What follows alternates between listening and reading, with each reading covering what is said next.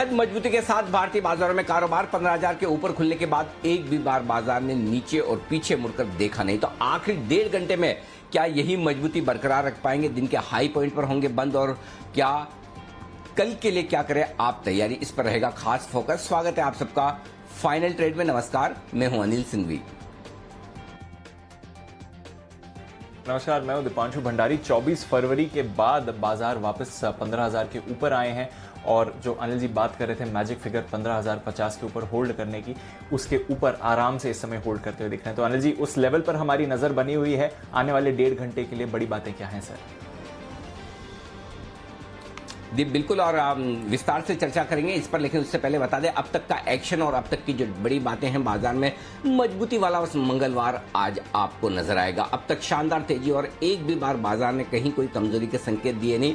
हल्की फुल्की कहीं कोई करेक्शन आई भी तो तुरंत खरीदारी लौटती हुई दिखी है। लगातार दूसरे दिन बाजार ने बेहद दमदार प्रदर्शन किया है। निफ्टी 200 अंक उछलकर 15,100 के ऊपर है तो सेंसेक्स में 700 अंकों का दमदार उछाल है और बैंक निफ्टी भी 500 पॉइंट से ज्यादा की तेजी दिखाकर अब 34,000 के नजदीक ट्रेड करता हुआ दिख रहा है। ऑटो शेयरों में जबरदस्त रफ्तार है। मेटल शेयरों में हल्की सी प्रॉफिट बुकिंग जरूर ऊपरी स्तरों से आई, लेकिन फिर भी खरीदारी है। सरकारी कंपनियों के शेयरों में पूरा एक्शन है।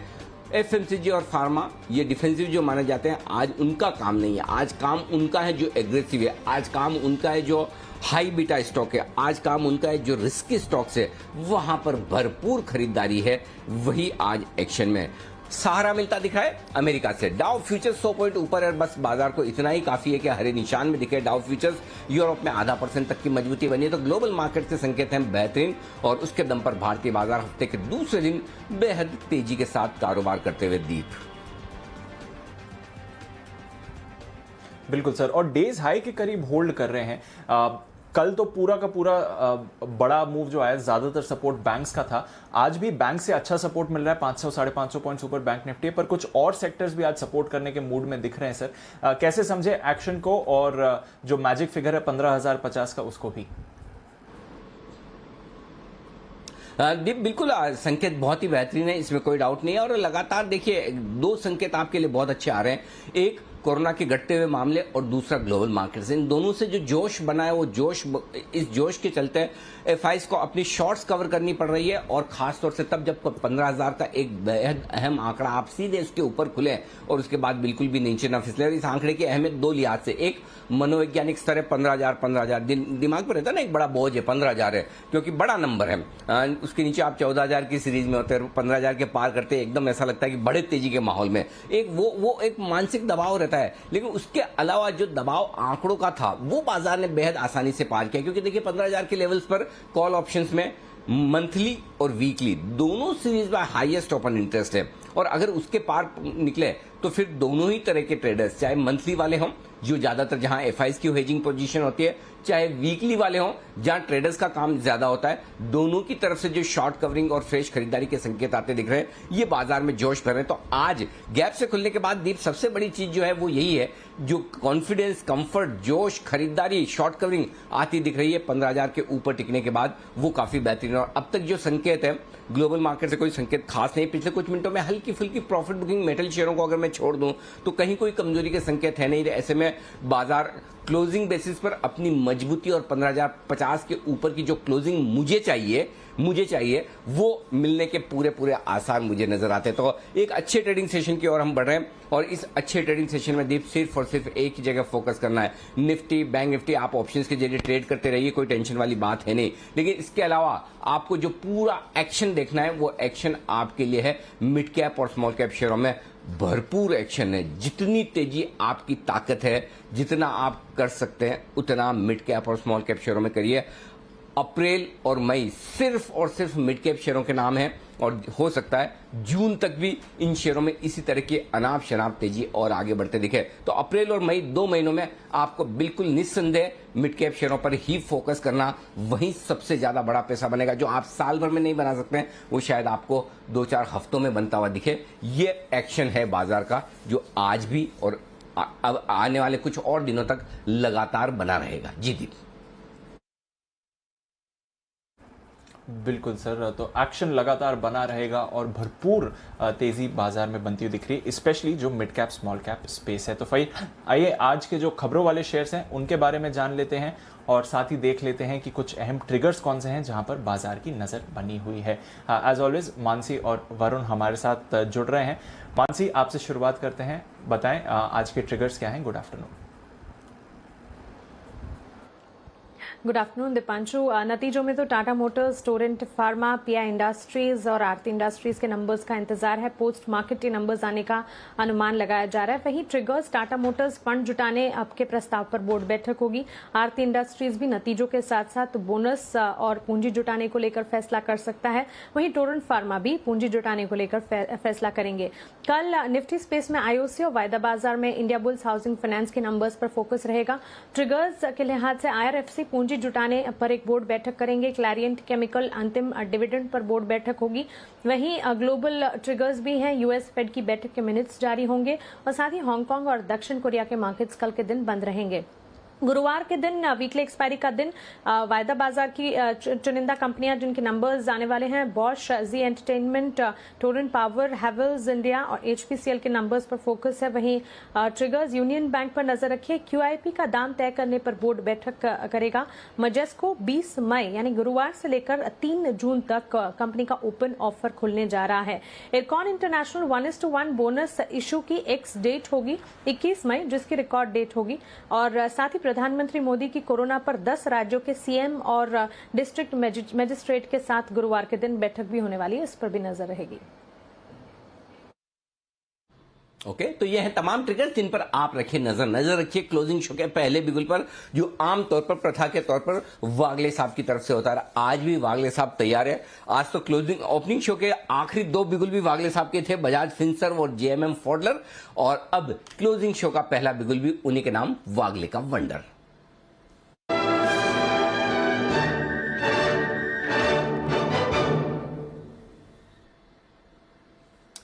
गुड आफ्टरनून वागले साहब, बताएं sir. Good afternoon Anil ji, good afternoon Deepanshu. मेरे रडार पर आया है हैवेल, जिसने 1060 का इंपॉर्टेंट रेजिस्टेंस ब्रेक किया है। अभी 1062 है, यहाँ पर बाय करें। 1060, 1059 तक ऐड करें, ये आपकी रेंज होगी। एक 10 रुपए का 1% का स्टॉप लॉस होगा 1049 का, और मेरा 1095 तक का टारगेट है। मुझे 30 से 35 रुपए की मूव दिखाई दे रही है। शायद ये प्री रिजल्ट मूव होगा या प्ले होगा, जो भी होगा। ओके, तो यहां पर खरीदारी करने की राय। हेवल्स आज और कल में तो रिजल्ट है नहीं, अभी थोड़ा वक्त है, लेकिन चार्ट्स पर हम मजबूत खरीदे 1095 के टारगेट के लिए। खरीदारी करने की राय ही होगी, मैं अंदाज लगा रहा हूं होगी, क्योंकि सिमीजी के लिए बिगुल है और सिमीजी तो आमतौर पर शॉर्ट देती नहीं। ऐसे मार्केट में 15,100 के ऊपर तो शॉर्ट आने के कोई चांस ही नहीं है दूर दूर तक। तो सिमीजी के लिए बिगुल, सिमी के नॉन स्टॉप शेयर।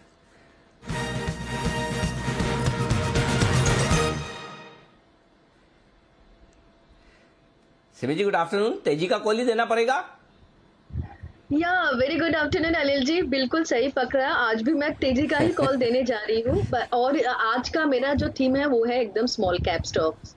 पहले तो मैं एक स्टॉक गति का नाम लूं। पूरा लॉजिस्टिक्स चल रहा है, गति उसमें बहुत ही अच्छा परफॉर्म कर रहा है। मुझे गति को खरीद दबाना है। 117 116 के आसपास भाव है। 110 के नीचे स्टॉप लॉस लगाएंगे, क्लोजिंग बेसिस पर फॉलो करेंगे। अभी तो 11-12% अप है, मुझे लगता है 20% आज भी लग सकता है, और आने वाले 1-2 ट्रेडिंग सेशन में स्टॉक 150 तक भी जा सकता है।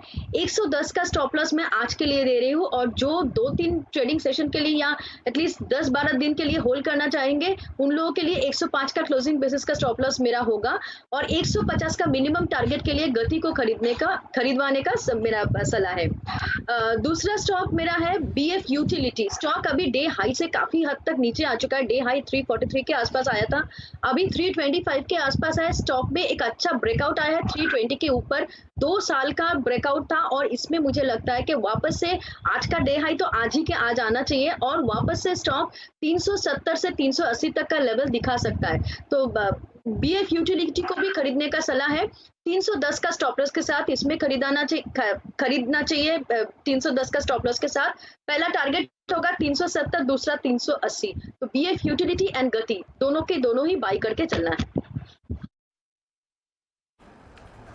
ओके, बीएफ यूटिलिटीज गति बड़ा ब्रेकआउट आ रहा है। बीएफ यूटिलिटीज 11% ऊपर है, गति 16% ऊपर है, पर यहां से भी खरीदारी करिए क्योंकि और बड़े टारगेट्स इन काउंटर्स पर आपको आते हुए दिख सकते हैं। तो ये है सिमी जी की तरफ से 2 बेहतरीन कॉल्स। आइए कुछ खबरों वाले शेयर्स जानते हैं। लंबी लिस्ट है वरुण के पास। गुड आफ्टरनून वरुण, बताएं। गुड आफ्टरनून दीप। देखिए, सबसे पहले नतीजों की बात करते हैं तो कैनरा बैंक इस कंपनी के नतीजे अच्छे लग रहे हैं। मुनाफा जो हमने 600 करोड़ का अनुमान लगाया था 1000 करोड़ के आसपास आया है और ये घाटे से मुनाफे में आया है ये बैंक, ये एक अच्छी बात है। एनआईआई हालांकि थोड़े घटे हैं, लेकिन एनपीएस देखिए, ग्रॉस एनपीएस 8.90% से घटकर 7.43% पे आए हैं। तो क्वार्टर आपको नंबर्स देखने चाहिए क्योंकि सिंडिकेट बैंक का मर्जर जो है उसका इम्पैक्ट देखने मिला है। कल्याणी स्टील एज यूजुअल, जिस तरह की स्टील कंपनीज के हमने नतीजे देखे काफी बेहतर थे, तो इस कंपनी के भी नतीजे बेहतर है। कंसोलिडेटेड मुनाफा जो है 23 करोड़ से बढ़ के 76 करोड़ पे आया है और मार्जिन देखिए यहाँ पे 14% से बढ़ के 27.4% पे आया है। बोर्ड ने 7.5 रुपये प्रति शेयर के डिविडेंड का ऐलान किया है। जेबीएम ऑटो नंबर्स अच्छे हैं, मुनाफा 16 करोड़ से बढ़ के 33 करोड़ पे आया है। 1.5 रुपये प्रति शेयर के डिविडेंड का ऐलान इस कंपनी ने किया है। इसके अलावा जूट कंपनीज, क्योंकि जरूरी जूट पैकेजिंग की सीमा जो है उसको 6 महीने तक और बढ़ा दिया है। 31 जून से बढ़ाकर अब इसको 31 दिसंबर किया है। तो इसका इम्पैक्ट बिरला कॉर्प, डुडलो, जॉस्टे जैसे जूट कंपनीज जो है वहाँ देखने मिल रहा है। प्राज इंडस्ट्रीज, इस कंपनी के लिए खबर आई कि बायो ब्यूटामिन के उत्पादन के लिए जो तकनीक है वो इस कंपनी ने विकसित कर ली और उसको अप्रूवल मिल गया है। तो अच्छी खबर। फेडरल बैंक अपनी subsidiary Fed Bank Financial Services में 148 करोड़ के आसपास का निवेश करने वाली है। राइट इशू के जरिए ये कंपनी निवेश करेगी। एल&टी इन्फोटेक, इस कंपनी को हॉइस्ट फाइनेंस से एक ऑर्डर मिला है। डिजिटल बैंकिंग सर्विसेज के लिए ये ऑर्डर दिया गया है। L&T Finance L&T Infra debt fund जो है उसको एनबीएफसी में बदलेंगे, ऐसी खबर आई है इस कंपनी के लिए। वहीं ओएनजीसी, इस कंपनी के लिए एक कोजेसिस के हवाले से खबर आई है कि सितंबर तक इस कंपनी को सागर सम्राट का जो प्लेटफॉर्म है वो मिल जाएगा, जिसके चलते इस कंपनी की जो क्षमता है उसमें, जो उत्पादन क्षमता है उसमें और बढ़ोतरी होगी। 3M इंडिया कल से बेंगलुरु का जो प्लांट है उसमें कामकाज फिर से ये कंपनी शुरू करने वाली है। इसके अलावा एक ब्लॉक डील हुई है टाटा मोटर्स में, यहाँ पे करीब 12 लाख शेयर जो है उनका सौदा हुआ है। बिल्कुल, तो नजर रखिए, ढेरों स्टॉक्स हैं एक्शन में और नतीजों से पहले टाटा मोटर्स में भी ब्लॉक डील होती हुई दिख रही है। उस स्टॉक पर भी जबरदस्त तेजी बनी हुई है। आइए एक्शन में कुछ और स्टॉक्स जो फोकस लिस्ट में आ रहे हैं उन्हीं पर चर्चा करते हैं। बिगुल, राकेश जी, कुणाल जी के लिए चार्ट कॉर्नर का।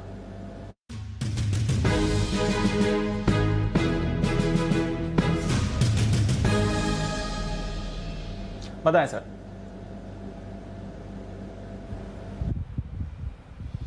दीपांशु, हमारी खरीदारी की राय है M&M पर। महिंद्रा एंड महिंद्रा है हमारा चार्ट कॉर्नर पिक, जहां पर एक ब्रेकआउट देखने को मिल रहा है। काफी समय से स्टॉक करेक्टिव फेज के अंदर था और आज के अप मूव के बाद डेली चार्ट पर करेक्टिव फेज से दोबारा से अप ट्रेंड को रिज्यूम कर रहा है। Over to Kunal ji.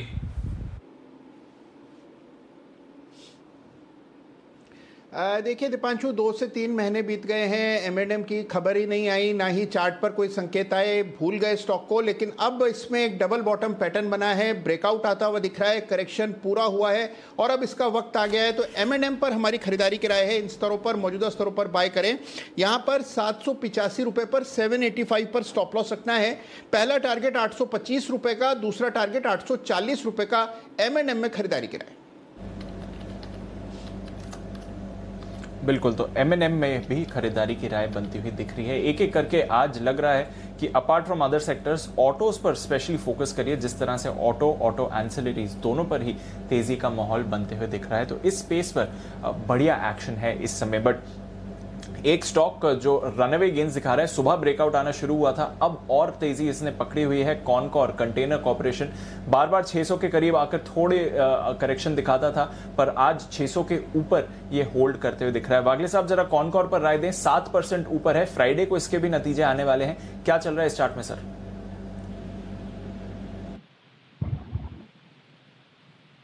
Deepanshu, pre result play है जो एक्सटेंड हो सकता है 630 तक।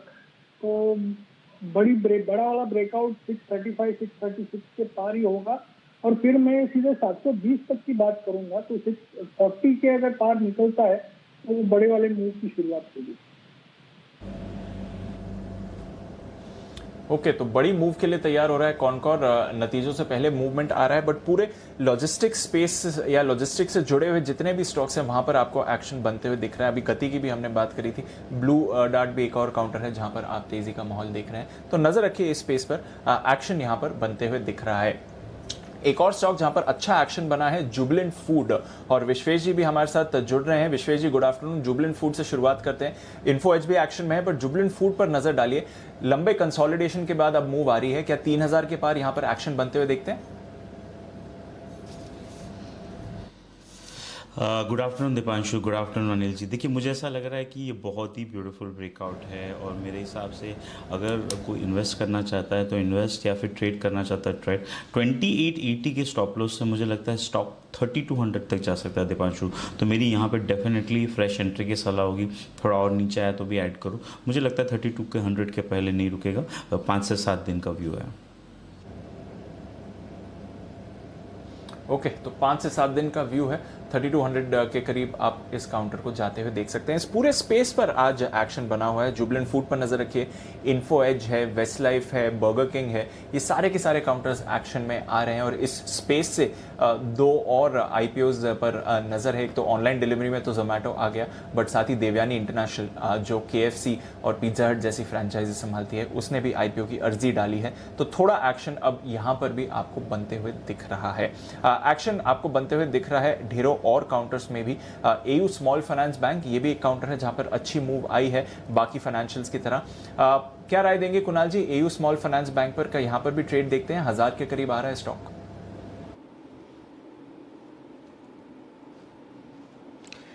देखिए, काफ़ी दिनों बाद आज एक अपटेक देखने को मिल रही। दीपांशु, काफ़ी समय से स्टॉक करेक्शन के मोड में था और एक गैप भी बना था कुछ सत्र पहले, जो कि आज के सेशन में फिल होता हुआ दिखता है। तो थोड़ा और प्रमाण चाहिए यहाँ पर कि टर्न अराउंड आएगा, और उसका प्रमाण आपको मिलेगा जब ये स्टॉक 1000 के ऊपर निकलेगा। तो मेरी राय में थोड़ा वेट एंड वॉच करें। 1000 के ऊपर टिक जाए तो बाय करें, और फिर आपको एक 1100-1125 तक की रैली देखने को मिलेगी। तो फिलहाल इंतजार करेंगे, 1000 के ऊपर बाय करें। 1000 के ऊपर बाय करेंगे। ज्यादा दूर नहीं है, 12-13 रुपए दूर है, पर उसके बाद जब मूव आएगी तो और बड़ी मूव आपको आती हुई दिख सकती है। एक अच्छी मूव आई है BEL भारत इलेक्ट्रॉनिक्स में, और अभी एक फ्रेश अप मूव आ रही है। और सिमी जी, आज सुबह आपने BEL पर खरीदारी की भी राय दी थी। जो आपका पहला टारगेट था वो हिट भी होते हुए दिख रहा है। BEL में बताएं क्या करना चाहिए? अगर किसी ने ट्रेड नहीं भी लिया है तो यहां पर भी मौका बनता है कि नहीं? जी बिल्कुल दीपांशु, जो स्टॉक का जो टारगेट्स मैंने मैक्सिमम टारगेट 159 का दिया था, और मुझे लगता है कि वो शायद बहुत ही शॉर्ट टर्म का टारगेट मैंने दिया है। इसमें एक्चुअली मेरा जो उम्मीद है 175 से 180 तक का टारगेट मैं एक्सपेक्ट कर रही हूँ, जो कि मुझे लगता है नेक्स्ट 1 से 1.5 महीने में आना चाहिए। तो मुझे लगता है कि जो जिन्होंने भी खरीदा है, होल्ड करने का सलाह होगा मेरी तरफ से, होल्ड कीजिएगा। और इसमें थोड़ा सा पेशेंस रखिए। स्टॉक बहुत मतलब जबरदस्त चलता नहीं है, छोटा टाइम लेता है ये स्टॉक, पर मुझे लगता है कि इसमें 1 से 1.5 महीना होल्ड करने से 175-80 तक का भी टारगेट आपको मिल सकता है। ओके, तो 175 तक के भी टारगेट्स इस पर आ सकते हैं। फिलहाल जो आज का पहला टारगेट था सिमी जी का, वो आ गया, पर और टारगेट्स भी इस काउंटर पर आपको बनते हुए दिख सकते हैं। कुछ आईपीओस की जो मैं बात कर रहा था, एक लंबी लिस्ट तैयार हो रही है कंपनीज की जिन्होंने आईपीओ की अर्जी डाली है। इसमें से 1-2 को तो अब मंजूरी भी मिल चुकी है सेबी की तरफ से, बट लग रहा है कि पिछले साल की तरह ये साल भी आईपीओस के लिए काफी एक्टिव होने वाला है। और पहले 2 महीनों में ही काफी सारी कंपनीज ने अपने DRHP फाइल कर दिए हैं। कौन सी हैं ये कंपनीज, किन सेक्टर्स में ज्यादा एक्शन होने वाला है आईपीओ मार्केट्स को लेकर, पूरी रिसर्च करके तैयार हैं आशीष चतुर्वेदी। आशीष, बताइए आईपीओ मार्केट्स में क्या चल रहा है? दीपांशु, प्राइमरी मार्केट्स में जैसा कि आपने बताया एक्शन अब बढ़ने वाला है। अभी FY22 में यानी 1 अप्रैल से अब तक देखें तो करीब 17 कंपनियों ने आईपीओस की अर्जी दी है, और लंबी लिस्ट है। मच अवेटेड आईपीओस भी इस सूची में शामिल है। सबसे पहले देख लेते हैं कि हॉस्पिटैलिटी QSR सेगमेंट से अगर आप देखें तो जोमेटो फूड डिलीवरी चेन है इनकी, और यहाँ पर अगर आप देखें तो काफ़ी अवेटेड आईपीओ है। बड़ा आईपीओ होगा 8250 करोड़ के आसपास। इसके अलावा अगर आप देखें तो देवयानी इंटरनेशनल, जिनके पास KFC, पिज़्ज़ा हट, कोस्टा कॉफ़ी की फ्रेंचाइजी है, काफ़ी बड़ा नाम है QSR सर्विस में। अगर आप देखें तो ये भी मच अवेटेड होगा।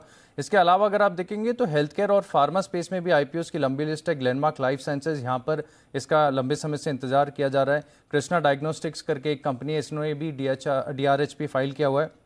एक और डायग्नोस्टिक चेन है KIMS हॉस्पिटल्स, इन्होंने भी जो है आईपीओ के लिए अर्जी दी है। इसके अलावा अगर आप देखें तो NBFC फाइनेंशियल सेक्टर्स में भी लंबी लिस्ट है। 2 हाउसिंग फाइनेंस कंपनीज है, आरोहन फाइनेंस है, ESF स्मॉल फाइनेंस बैंक है, आदित्य बिरला ग्रुप की जो कंपनी है AMC कारोबार, इसका जो लिस्टिंग होने वाली है, इसका भी बाजार को लंबे समय से इंतजार है। काफ़ी समय के बाद अब सीमेंट स्पेस में भी 2 नए नाम जुड़ते हुए नजर आएंगे। सबसे पहले अगर आप देखें तो निरमा ग्रुप की नुवोको विस्टास, इसका इंतजार किया जा रहा है। इशू का साइज भी काफ़ी बड़ा होगा, 5,000 करोड़ के आसपास। इसके अलावा अगर आप देखें तो दक्षिण भारत की पेन्ना सीमेंट, इन्होंने भी जो है IPO के लिए अर्जी दी है। कुछ अन्य भी अगर आप देखें तो IPOs हैं। गो एयर, क्योंकि लिस्टेड स्पेस में अगर आप देखें तो एयरलाइंस में अब थोड़ी सी लिस्ट बढ़ती हुई नजर आएगी। इंडिगो है, स्पाइस जेट है, जेट एयरवेज है, अब गो एयर भी इसमें शामिल होता हुआ नजर आएगा। 3,600 करोड़ के IPO के लिए उन्होंने अर्जी दी है। इसके अलावा डोडला डेयरी, इंडिया पेस्टिसाइड्स और सोना BLW, इसके अलावा अगर आप देखेंगे तो श्याम मेटालिक्स जैसे और कंपनीज हैं, इन्होंने भी IPO के लिए अर्जी दी है।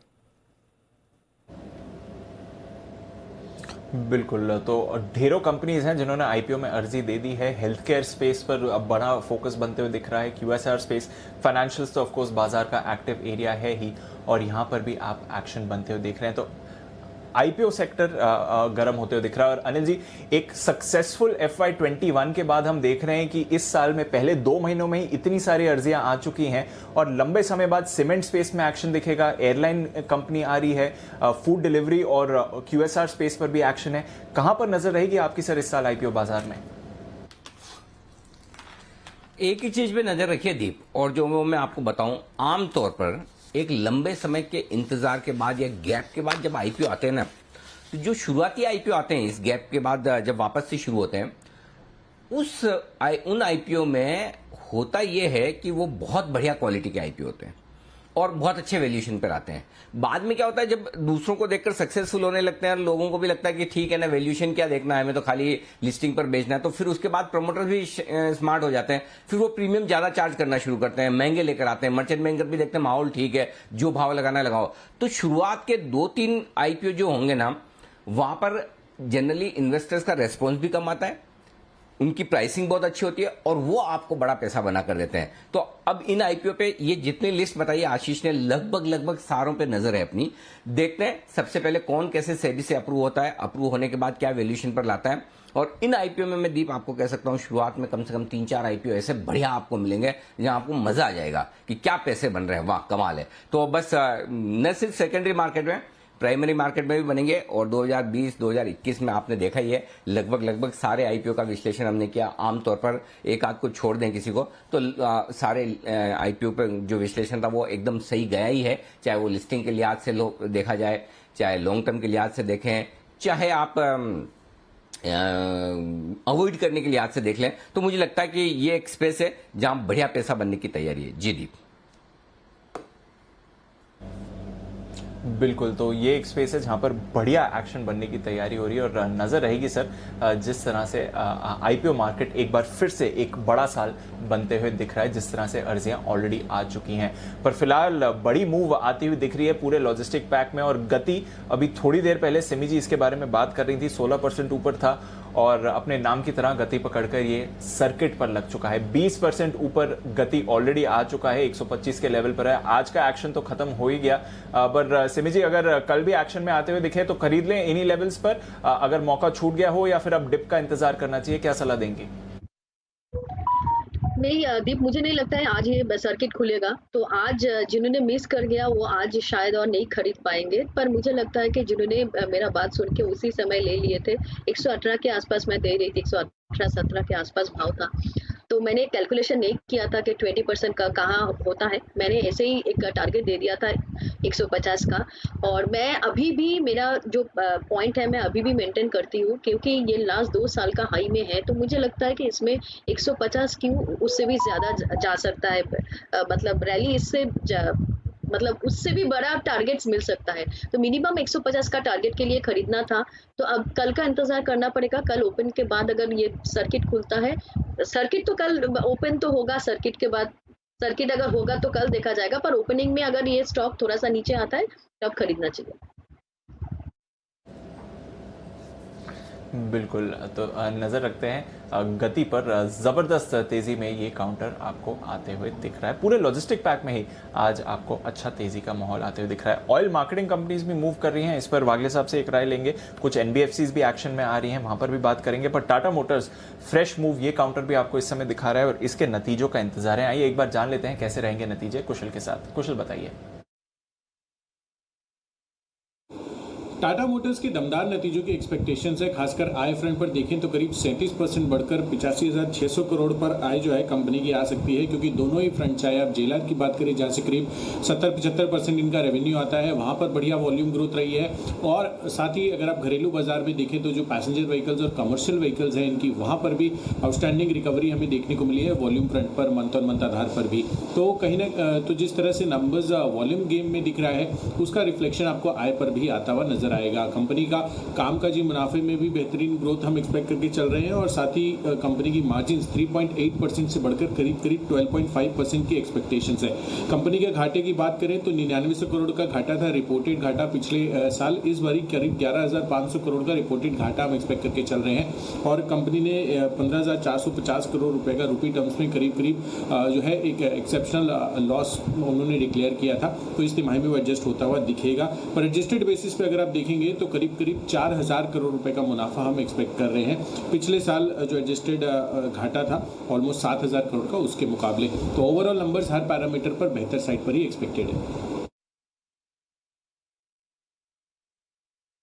बिल्कुल, तो ओवरऑल नंबर्स हर पैरामीटर पर अच्छे रहने वाले हैं टाटा मोटर्स की तरफ से और हम ऑलरेडी कुछ तेज़ी का माहौल इस काउंटर में आते हुए भी देख रहे हैं। तो नज़र रखिए, टाटा मोटर्स एक अच्छी तेज़ी के लिए तैयार हो रहा है। अब नतीजे क्या जिसे जस्टिफाई कर पाते हैं कि नहीं, वो एक इंपॉर्टेंट सवाल है जो देखना पड़ेगा।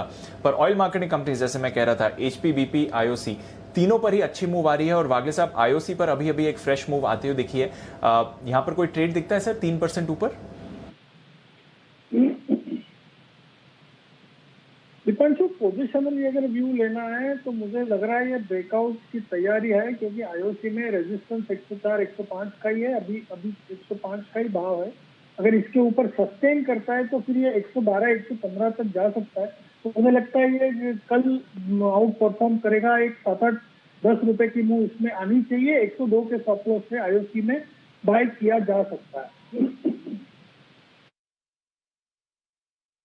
ओके, तो 102 का स्टॉप लॉस लिया जा सकता है। थोड़ी और तेजी इस पर बनती हुई दिख सकती है।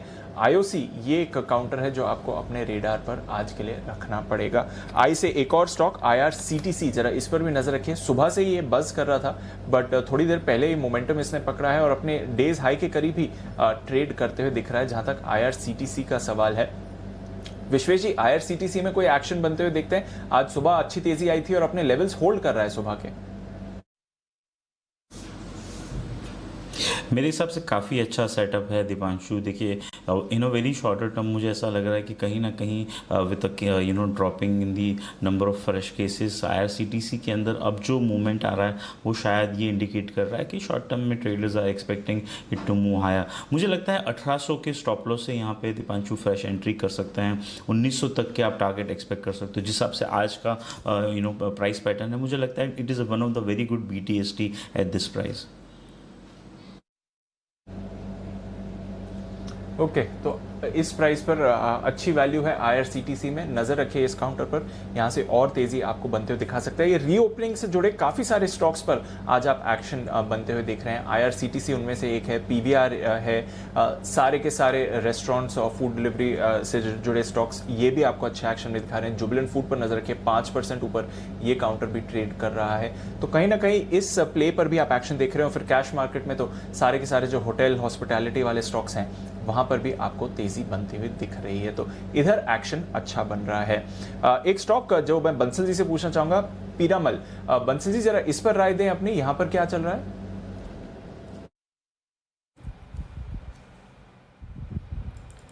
देखिए दीपांशु, यहाँ पे देखें तो एक अच्छा बेस है नीचे स्टॉक का। स्टॉक ने वो सपोर्ट को 1-2 बार पिछले 2 दिनों में नीचे में क्रैक भी करा बट क्लोजिंग नहीं आई। 1630 एक अच्छा बेस है और आज एक बुलिश कैंडल यहाँ बन रही है, पिछले 2 दिनों के हाइस के ऊपर निकला है।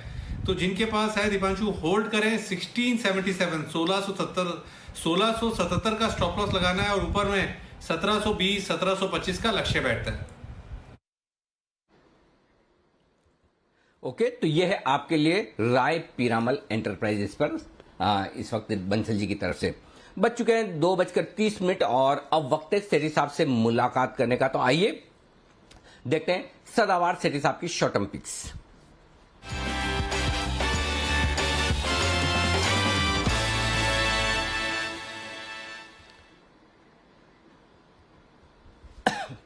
सेठी साहब स्वागत है आपका।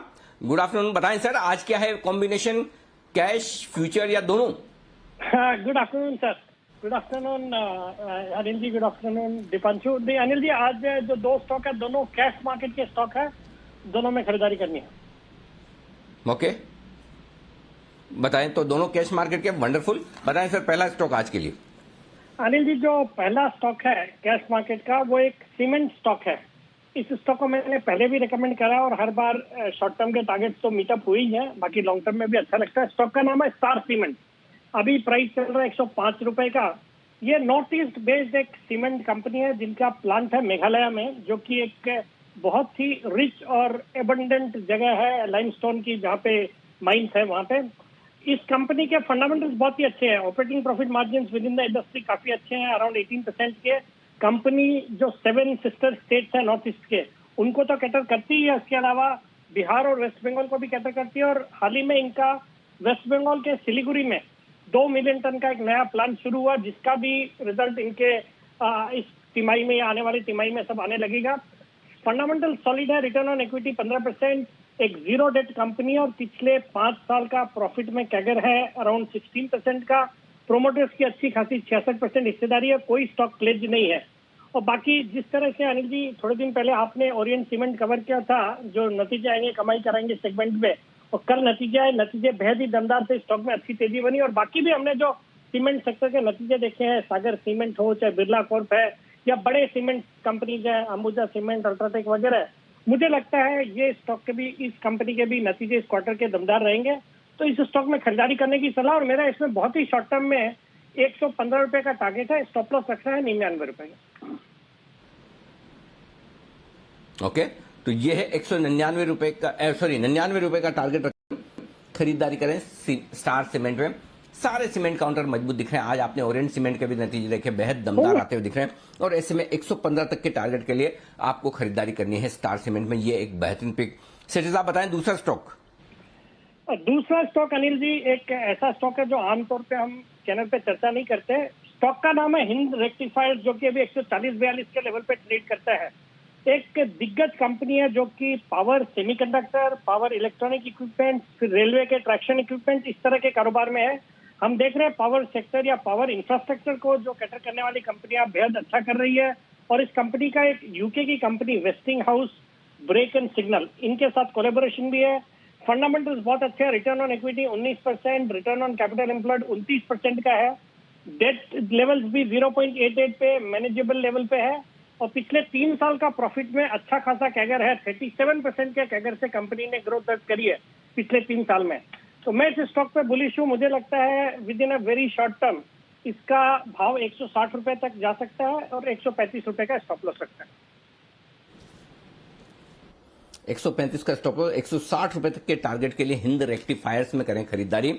वाकई में आप सही कहते हैं कि इस स्टॉक का जिक्र कम होता है। बहुत पुरानी और बहुत ही बेहतरीन कंपनी ये है और यहां पर भी आपके लिए खरीदारी करने की राय। तो 2 स्टॉक ऐसे हैं जहां सेठी साहब बुलिश हैं और दोनों ही कैश मार्केट के स्टॉक्स, जहां पर आपको करनी है खरीदारी। शॉर्ट टर्म टारगेट्स आपके सामने। 2:30 बजे की स्ट्रेटेजी तैयार है। उससे पहले एक स्पेशल रिक्वेस्ट है सचिन जी की तरफ से, और वो एक बेहतरीन स्पेशल पिक देना चाहते हैं। तो बिगुल के साथ स्पेशल एंट्री फोन अ फ्रेंड में सचिदानंद उत्तेकर।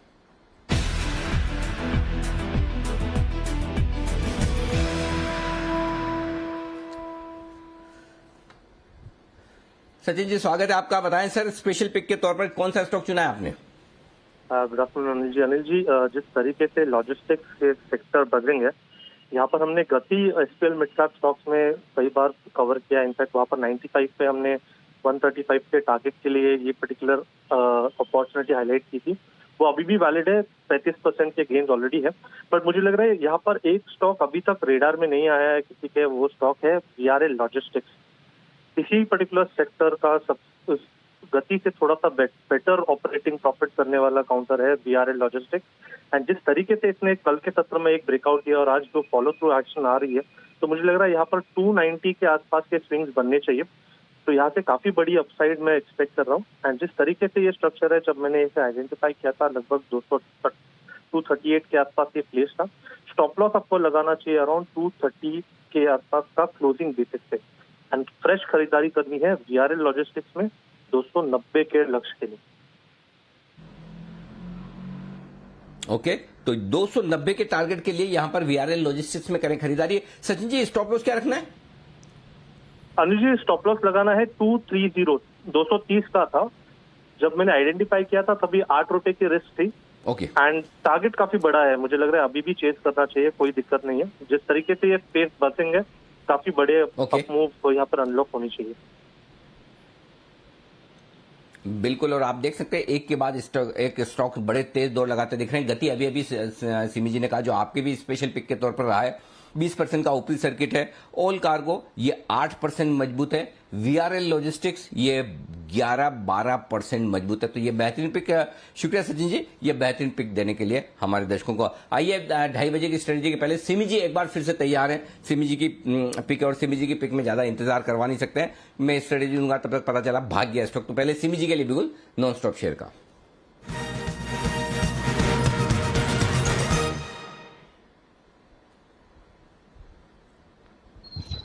बताएं सिमी जी। अनिल जी, आज का थीम लॉजिस्टिक्स होना चाहिए। अब महिंद्रा लॉजिस्टिक्स नजर में आया, 537-36 के आसपास आया था, अभी तो 545 हो गया है। पर यहाँ से भी मुझे लगता है कि ये चलेगा। स्टॉक में अगर डेली चार्ट देखेंगे तो ट्रायंगल ब्रेकआउट आया है, और जिसका टारगेट मिनिमम 590 से 600 होता है। तो ये अभी 545 के आसपास है। मुझे लगता है इसमें अभी तड़का लगेगा, ये स्टॉक अभी भागेगा। स्टॉप लॉस मैं 525 का दे रही हूँ, और 600 के लिए महिंद्रा लॉजिस्टिक्स को खरीदने का सलाह होगा मेरे तरफ से। ये मेरा सेकंड कॉल है, आज का थर्ड कॉल है। एक साथ 2 दिया था, गति, और उसके बाद दिया था BF यूटिलिटीज। ये थर्ड स्टॉक है मेरा। महिंद्रा लॉजिस्टिक्स 552 हाई बन गया है अनिल जी। बिल्कुल, तो महिंद्रा लॉजिस्टिक्स पर करके चल रही है खरीदारी। गति पर ऑलरेडी सर्किट लग चुका है, बट कुछ तो चल रहा है पूरे के पूरे लॉजिस्टिक्स स्पेस में, जो आप इस समय तेजी बनते हुए देख रहे हैं। तो नजर रखिए इन सभी काउंटर्स पर, और स्पेशली जो ये कैश काउंटर्स हैं लॉजिस्टिक्स के, वहां पर अच्छा एक्शन है। पर बाजार में भी है बढ़िया एक्शन, लगातार दूसरे दिन अच्छी तेजी के साथ ट्रेड हो रहा है। आइए चलते हैं अनिल जी के पास, जान लेते हैं 2:30 बजे की स्ट्रैटेजी क्या है।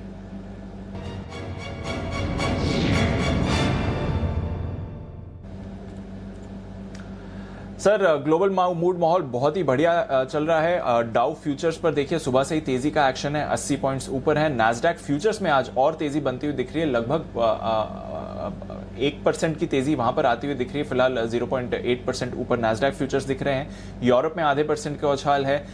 एशिया के बाजारों में अच्छी तेजी थी, हांगकांग 1.5% ऊपर था। और कच्चे तेल पर भी नजर रखिए, क्योंकि ब्रेंट $70 पर वापस आते हुए दिख रहा है। तो बढ़िया तेजी है ग्लोबल एसेट क्लासेस में। बताएं सर, हमें क्या करना चाहिए?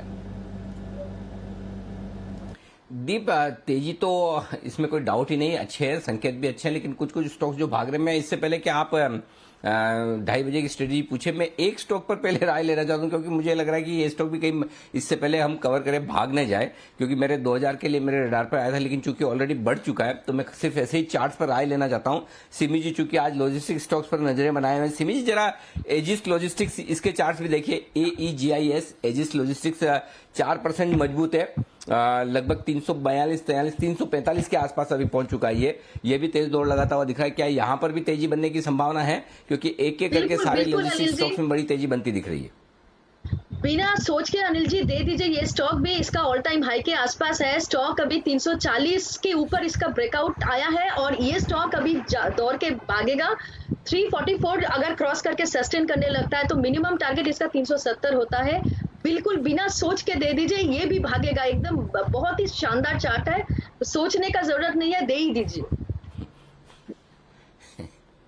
अरे सोचने का कहाँ जरूरत है और देने का कहाँ जरूरत है, बिना दिए देखिए 10% ऊपर हो चुका है। ये स्टॉक 360 के ऊपर है। जिन लोगों ने, अच्छा ये कुणाल जी भी कह रहे हैं कि अबाउट टू रिकमेंड। कुणाल जी, आप भी रिकमेंडेशन लिस्ट में इसको लेकर रखे थे? बिल्कुल अनिल जी, देखिए चारों ओर लॉजिस्टिक्स का चर्चा है अनिल जी। मैं और राकेश जी इस पे मंत्रणा ही कर रहे थे कि दें या वेट करें, दें या वेट करें। तो अनिल जी इतनी देर में आप बोल पड़े। अनिल जी बहुत क्लियर ब्रेकआउट है अनिल जी। इसमें एक विशेष बात है इस चार्ट पर कि यहाँ एक पैटर्न बना है जिसको कप विद हैंडल कहते हैं। कप तैयार हुआ, हैंडल बन गया, पूरी चाय की प्याली सजी हुई अनिल जी। ब्रेकआउट हुआ है, बाय करके चलना चाहिए।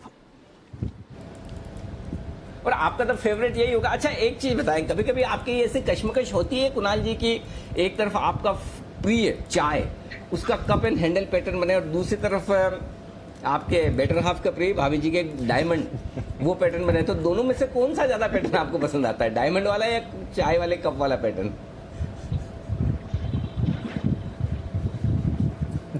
अनिल जी देखिए, डायमंड कोई दूसरा दे दे तो अनिल जी ज्यादा पसंद आता है। चाय में अनिल जी अच्छी बनाता हूं, मैं बना सकता हूं, लेकिन डायमंड दूसरे से आए तो ज्यादा अच्छा है अनिल जी। अनिल जी मैं यहाँ पे कुछ कहना चाहती हूँ। कुछ कह रही जी सिमी जी? जी बिल्कुल, मैं कुछ कहना चाहूंगी यहाँ पे। दोनों पैटर्न दोनों ही बुलिश है, पर दोनों में से बेस्ट है डायमंड पैटर्न, क्योंकि वो हमेशा नजर में नहीं आता है।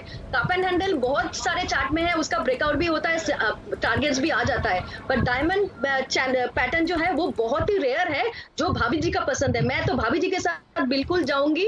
यहाँ पे कोई कप एंड हैंडल का जरूरत नहीं है, सिर्फ डायमंड और डायमंड लेके ही जाऊंगी। भाभी जी के साथ हूँ मैं, कप एंड हैंडल के साथ नहीं हूँ मैं। चाय नहीं पीना है और डायमंड लेके ही जाना है।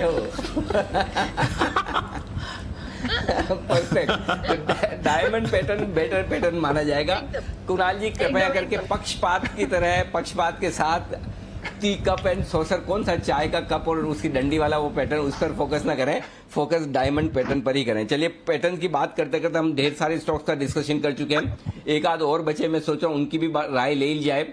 हम VRL डिस्कस कर चुके हैं, एजीज कर चुके हैं, ऑल कार्गो ऑलरेडी भाग चुका है, स्नोमैन 10% ऊपर है, गेटवे डिस्ट्रीपार्क सिमी जी इसके भी चार्ट्स देख लीजिए, लगे हाथ, एक ही बचा है मेरे ख्याल से, बाकी सारे लॉजिस्टिक स्टॉक्स रडार पर आ चुके हैं। गेटवे डिस्ट्रीपार्क इसके चार्ट्स पर क्या है राय?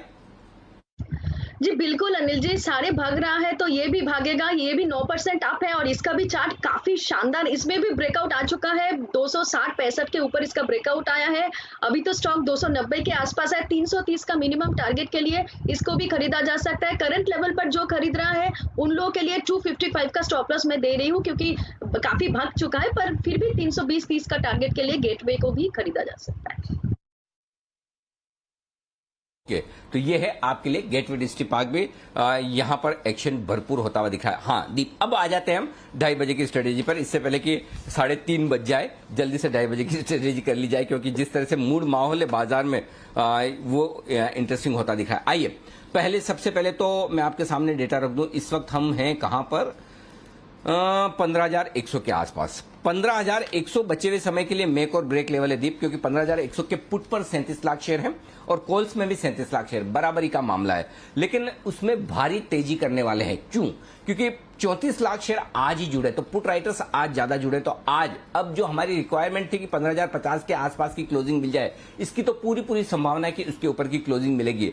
हो सकता है 15,100 के ऊपर की भी क्लोजिंग मिले, क्योंकि जो पुट राइटर्स हैं 15,100 पर, वो पूरी कोशिश करेंगे कि बाजार को 15,100 के ऊपर बंद किया जाए, और ऐसा होने पर कुछ और शॉर्ट कवरिंग आती दिखेगी। 15,000 के ऊपर निफ्टी निकला है। इस वीकली सीरीज में already 80 lakh share call writers trap हो चुके हैं।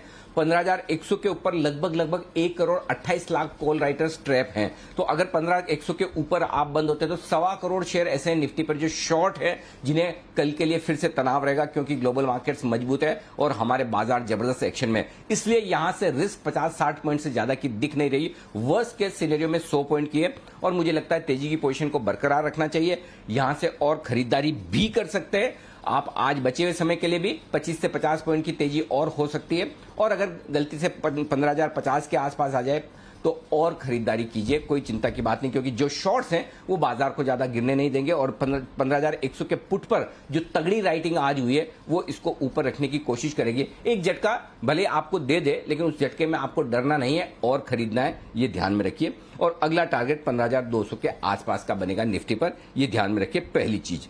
दूसरी चीज, अब आइए बैंक निफ्टी में 34,000 के आसपास आप हैं, 34,000 पार नहीं हो रहा। बैंक निफ्टी के लिए फ्रेश तेजी 34,000 के पार बंद होने पर करेंगे।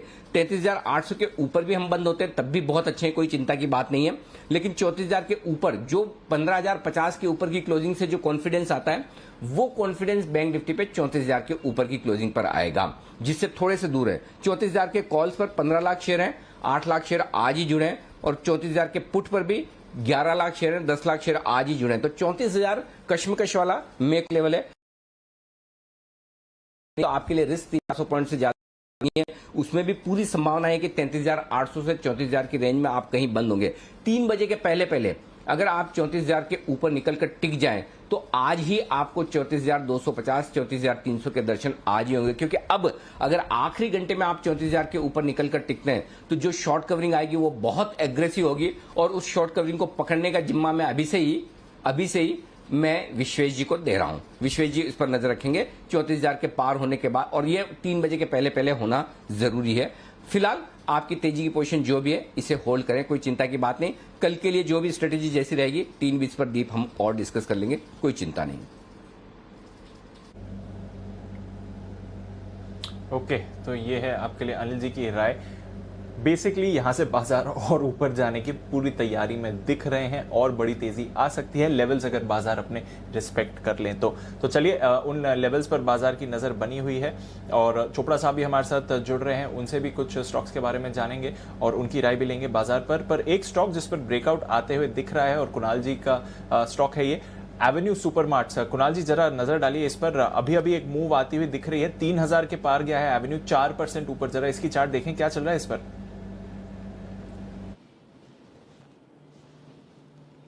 देखिए दीपांशु, आज जो शेयर में और राकेश जी रेकमेंड करने वाले होते हैं उसकी चर्चा आप कर लेते हैं, तो एक बिगुल बजाएं तो इस पर रेकमेंडेशन देते हैं दीपांशु। बिल्कुल सर, दूसरी बार आज ऐसा हो रहा है कि सोच मिल रही है, तो आइए बिगुल बजाते हैं राकेश जी कुणाल जी के लिए चार्ट कॉर्नर का।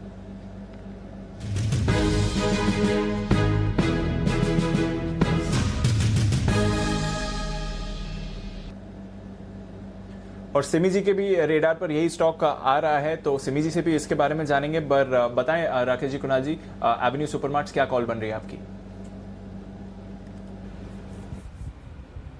देखिए Deepanshu, once upon a time इस कंपनी को मैं एवेन्यू सुपरमार्ट नहीं एवेन्यू सुपरमार्केट बोलता था, तो अनिल जी ने एक बार मेरे को ऑनलाइन इसको मेरे को बोल के ठीक कराया था। और कुणाल जी के पोर्टफोलियो में एक नीट क्लियर ब्रेकआउट बड़े अपमूव के लिए देखने को मिल रहा है। ओवर टू कुणाल जी। देखिए, सबसे पहले डिस्क्लेमर है दीपांशु, मेरी निजी पोजीशन है और एक पैटर्न बना है जिसको inverted head and shoulder pattern कहते हैं। ब्रेकआउट आता हुआ नजर आ रहा है। ये ब्रेकआउट 2970 के ऊपर हुआ है, तो इन स्तरों पर बाय करके चलें। यहां पर स्टॉप लॉस भी ब्रेकआउट के लेवल के आसपास रख लें। 2970 के आसपास का स्टॉप लॉस पर्याप्त रहेगा। ऊपर जो पहला टारगेट है 3150 रुपए का, दूसरा टारगेट 3250 रुपए का, तो 3250 तक का स्ट्रेट मूव आपको देखने को मिलेगा पैटर्न के बदौलत। तो बाय करके चले एवेन्यू सुपरमार्ट यानी कि डीमार्ट। और जब तक ये एफएनओ में नहीं आ जाए तब तक आप होल्ड करेंगे, उसके बाद रिव्यू करेंगे, राइट? बिल्कुल अनिल जी, बिल्कुल। आपको देखिए कितनी पुरानी बात भी याद रहती है अनिल जी, कितने समय पहले ये तय किया था हमने कि जब तक एफएनओ में नहीं आएगा बस तभी तक होल्ड करेंगे। एक निजी सवाल, पर्सनल सवाल है मेरा राकेश जी से, जो मैं पूछना चाहता हूँ एकदम व्यक्तिगत तौर पर। राकेश जी, जो सार्वजनिक रूप में पूछ रहा हूँ मैं कि कभी आपको ऐसा नहीं लगता कि कुणाल जी के पोर्टफोलियो वाला स्टॉक आप रिकमेंड कर रहे हो, आइडेंटिफाई कर रहे हो और उनकी एनएवी बढ़ रही है, वेल्थ बढ़ रही है, तो आपका मन नहीं होता कि कुणाल जी 5% 10% मेरे लिए रिजर्व रख लेना? ऐसा मन में आता है नहीं आता? आता है तो आप कहते हो?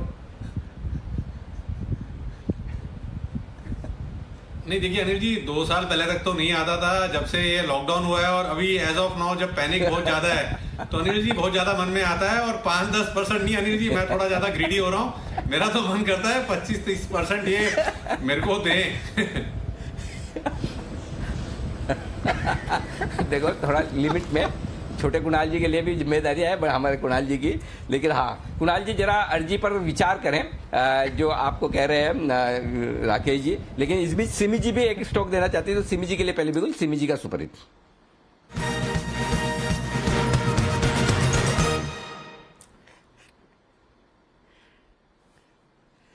बताएं सिमी जी। अनिल जी, एक सेम स्टॉक ही देना था, वो एवेन्यू सुपरमार्ट्स मेरे भी रडार पर आया था, और कुणाल जी ने जो भी कहा अरे है वाह। मैं बिल्कुल सहमत हूँ। डेली चार्ट में एकदम inverse head and shoulder formation है, जिसका ब्रेकआउट कुणाल जी ने 2970 के ऊपर दिया है। मेरा चार्ट में इसका ब्रेकआउट 3000 के ऊपर आ रहा है, और इसका ब्रेकआउट के बाद जो टारगेट आता है वो मिनिमम 300 पॉइंट की आता है, क्योंकि अगर हेड का जो वर्टेक्स है उससे अगर देखेंगे तो 2700 के आसपास इसका लो बना था, 3000 के ऊपर इसका ब्रेकआउट आया था, मतलब 300 पॉइंट का इसका करेक्शन ऑलरेडी खत्म हो चुका है। अब 3000 के ऊपर अगर ये 2-3 ट्रेडिंग सेशन क्लोज कर जाए तो इसका मिनिमम टारगेट 3300 का होता है अनिल जी, ये टेक्निकल टारगेट है। इनफैक्ट ये स्टॉक रिसेंट पास में 3350 के आसपास हाई बना के भी आया है। मुझे लगता है कि ये स्टॉक अगर यहाँ से थोड़ा सा टाइम दे देते हैं तो 3300 से 3350 का भी लेवल दिखा सकता है, और वो भी 1 से 1.5 महीने में भी आ सकता है। तो कुणाल जी का पोर्टफोलियो बढ़ेगा, बढ़ने दीजिए, पर मुझे भी ये स्टॉक अच्छा लग रहा है। करंट लेवल से खरीदने का सलाह होगा। स्टॉप लॉस कुणाल जी ने जो दिया है वो दे दीजिए, क्योंकि मैं छोटा स्टॉप लॉस नहीं दे सकती, मुझसे आता नहीं है छोटा स्टॉप लॉस देना, इसलिए स्टॉप लॉस उनका ही मानिए। बट मेरा टारगेट मान लीजिएगा 3300 से 3350 का टारगेट मिनिमम आना चाहिए।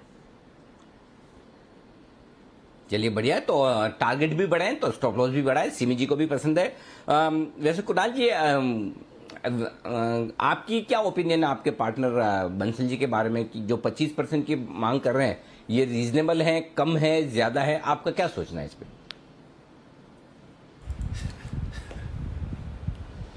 अनिल जी देखिए, मैं इस पर विचार कर रहा हूँ। एक समिति बनाई है अनिल जी, आप इसे सीखा अनिल जी कि जो मामले इस तरह जटिल सवाल जब भी आए तो एक समिति बना लेनी चाहिए।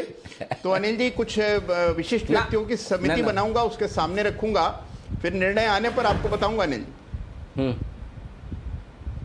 नहीं, कमेटी उस काम की बनाई जाती है जिसमें कोई डिसीजन नहीं लेना हो, टरका देना हो, कारपेट के नीचे डालना हो। क्या आप चाहते हैं कमेटी का, इसका समिति का जो आयोग बने उसका अध्यक्ष आशु जी को बना दिया जाए, आशु मदान साहब को?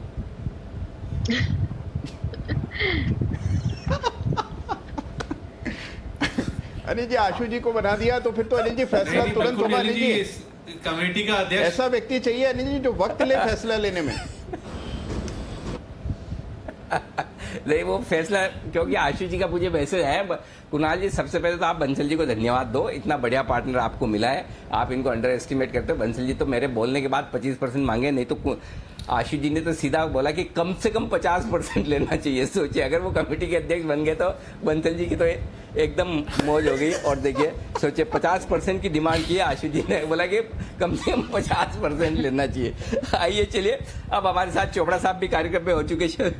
चोपड़ा साहब भी हमारे साथ कार्यक्रम में है शामिल, और चोपड़ा साहब से भी करते हैं मुलाकात। सर, सबसे पहले तो एक व्यू मार्केट पे ही दीजिए, क्या कुछ बड़े ब्रेकआउट और नए लाइफ टाइम हाई की तैयारी है? जिस तरह से पिछले 2 दिनों में, पिछले मतलब आज और कल का ये 2 दिनों का जब मूव दिखा है, पहले आपसे उस पर ओपिनियन लेना चाहता हूं। नमस्कार अनिल जी, मुझे लगता है कि निश्चित रूप से बाजार ऑल टाइम हाई की तरफ बढ़ रहा है। इसका जो कारण मैं देख पाता हूं कि जो कमी आई है, लास्ट वीक हमने बातचीत किया था कि कहीं ना कहीं कोरोना का पैनिक और जो कोरोना का जो टॉप था वो लग गया है। तो जैसे जैसे वो टॉप से नीचे आएगा, मुझे लगता है बाजार हमारा टॉप के निकट जाएगा और उसको शायद पार भी करे। तो ये एक बहुत अच्छी बात है, क्योंकि अगर केसेस नीचे आते हैं, लॉकडाउन्स खुलेंगे, इकोनॉमी अपनी पटरी पे आएगी, कंपनियां कमाना शुरू करेंगी दोबारा से, और चीजें नियर नॉर्मल आने शुरू हो जाएंगी। तो ये एक अच्छी बात है। और मुझे लगता है कि इंस्पाइट ऑफ द फैक्ट कि कल यूएस थोड़े से लाल निशान में थे, हमने मार्केट्स अपने स्ट्रॉन्ग देखे आज पूरे दिन और सस्टेन किया मार्केट ने। सबसे अच्छी बात यह है कि मार्केट सस्टेन कर रहे हैं, और मुझे लगता है कि कहीं ना कहीं अब ये तेजी बरकरार रहनी चाहिए। और एक बार ऑल टाइम हाई अगर क्रॉस नहीं किया तो टेस्ट जरूर करेगा, तो उसके आसपास तक हम जरूर जाएंगे। ऑल टाइम हाई के आसपास जाने की तैयारी बाजारों की, ये है आपके लिए राय। आइए बढ़ते आगे, और अब आपके लिए नतीजे आएंगे कमाई कराएंगे, ये है हमारी खास सीरीज। और इस खास सीरीज का एक और दमदार स्टॉक आने के लिए तैयार है आपके लिए, और इस दमदार स्टॉक की तैयारी आप सब लोग भी कर लीजिए, और इस दमदार स्टॉक की तैयारी सिमी जी आप भी कर लीजिए। आप पूछ रहे होंगे कि ये नतीजे आएंगे कमाई कराएंगे में मेरा क्या लेना देना है, तो आपका लेना देना वैसे कुछ नहीं, लेकिन फिर भी बहुत कुछ है, क्योंकि आज जिस थीम को आपने सबसे पहले पकड़ा है वो है लॉजिस्टिक्स की। और जो कंपनी अब हम इसमें कवर करने जा रहे हैं वो भी लॉजिस्टिक्स से ही जुड़ी हुई है और जिसके रिजल्ट्स आएंगे कल। तो आइए, आशीष चतुर्वेदी हमारे साथ तैयार है, नतीजे आएंगे, कमाई कराएंगे।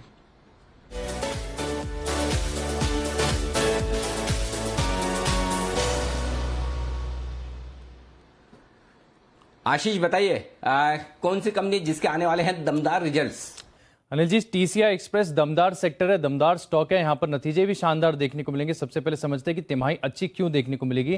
दरअसल अगर आप देखें तो पिछले साल के मुकाबले और पिछली तिमाही के मुकाबले भी अगर आप देखें तो एमएसएमई एक्टिविटी जो है देश में बढ़ती हुई नजर आई है, जिसके चलते जो लॉजिस्टिक्स वॉल्यूम्स हैं यहाँ पर काफी बढ़िया इंप्रूवमेंट देखने को मिला है। इसका एक असर देखने को मिलेगा और इस तिमाही के जो नतीजे आएंगे आपको हर पैमाने पर बहुत ही बढ़िया नजर आएंगे। सबसे पहले आप कंपनी के जो मुनाफे का आंकड़ा है वो देखिए, सालाना आधार पर 47% की ग्रोथ आपको नजर आएगी। 28 करोड़ के आसपास का जो है हम एक्सपेक्ट कर रहे हैं कंपनी जो है मुनाफा दर्ज करती हुई नजर आएगी। मार्जिन में देखिए शानदार बढ़त है, पिछले साल के मुकाबले इनके जो मार्जिन हैं 5% बढ़ते हुए नजर आएंगे और इनका जो कामकाजी मुनाफा यानी एबिटा कह लीजिए यहां पर करीब 65% की बढ़त एक्सपेक्टेड है, यानी पिछले साल के मुकाबले अगर आप देखें तो ऑपरेशनल तौर पर भी ये तिमाही बहुत ही शानदार देखने को मिली। और जैसा कि मैंने शुरुआत में बताया, क्योंकि एक्टिविटी में पिकअप देखने को मिल रहा है, जो वॉल्यूम्स है इसमें एक इंक्रीज है, इसके चलते जो इनकी टॉप लाइन है यहां पर आपको करीब 15% का एक्सपांशन देखने को मिलेगा। 272 करोड़ के आसपास का आंकड़ा हम एक्सपेक्ट कर रहे हैं, यानी हर पैमाने पर अगर आप देखें तो कल टीसीआई एक्सप्रेस इसके नतीजे आएंगे और दमदार नतीजे आएंगे। और रिजल्ट्स में देखिए बढ़त गजब की, कामकाजी मुनाफा 66% बढ़ता हुआ नजर आएगा। ये है कमाल। स्टॉक में तगड़े रिजल्ट्स, 15% से मार्जिन और बढ़ेंगे और मुनाफा भी लगभग 50% बढ़ने की उम्मीद। तो बेहद शानदार नतीजे कल टीसीआई एक्सप्रेस आपके सामने पेश करेगा। और नतीजों के लिहाज से आप देखिए एक के बाद एक, अभी तक इस रिजल्ट सीजन में एक भी कंपनी ऐसी नहीं रही जिसका नतीजों का हमने जो अनुमान लगाया उससे कम नतीजे पेश किए हो। बेहद दमदार नतीजे आते हुए दिख रहे हैं। तो इसी पर एक बार राय ली जाए। तैयारी है आपकी सिमी जी, टीसीआई एक्सप्रेस? जी बिल्कुल अनिल जी, बताइए, चार्ट्स बताइए। चार्ट्स काफी शानदार है अनिल जी। आज ऑलरेडी ये स्टॉक चल चुका है, 100 पॉइंट के आसपास अभी हाई भी बन चुका है, पर फिर भी मुझे लगता है कि करंट लेवल से भी खरीद के जाना चाहिए स्टॉक में। मुझे लगता है कि हो सकता है ये रिजल्ट्स है इसीलिए पूरा सेक्टर चल रहा है। ये स्टॉक अगर 1050 के ऊपर आज क्लोजिंग दे देता है तो मुझे लगता है कि इसका नेक्स्ट टारगेट करीब 1250 का होना चाहिए। तो मेरे तरफ से तो पूरा मैं सहमत हूँ, इसको बाई करके होल्ड करना चाहिए। ओके, तो 1050 के ऊपर क्लोज देने के बाद यहां पर एक्शन बढ़ेगा। यह है आपके लिए राय। टीसीआई एक्सप्रेस कल आएंगे नतीजे और नतीजे रहेंगे बेहद दमदार। तो यह है आपके लिए एक बेहतरीन स्टॉक जो हमारी रिसर्च टीम की तरफ से नतीजे आएंगे, कमाई कराएंगे के तौर पर आता हुआ। आइए बढ़ते आगे और अब कुणाल जी और राकेश जी तैयार है अपनी पिक ऑफ द डे के साथ, यानी कि कल के लिए आज ही एक बेहतरीन स्टॉक ढूंढते हुए।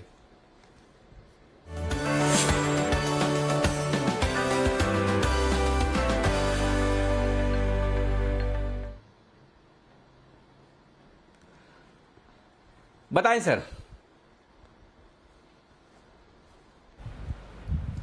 अनिल जी, हमारा पिक ऑफ द डे है स्पाइस जेट। अगर आप टोटल एविएशन को देखें तो गिरावट में ना इंडिगो ने पार्टिसिपेट करा ना स्पाइस जेट ने पार्टिसिपेट करा, और आज एक बड़ा reversal, positive crossover both leading और लैगिंग इंडिकेटर्स पर स्पाइस जेट पे देखने को मिल रहा है। ओवर टू कुणाल जी।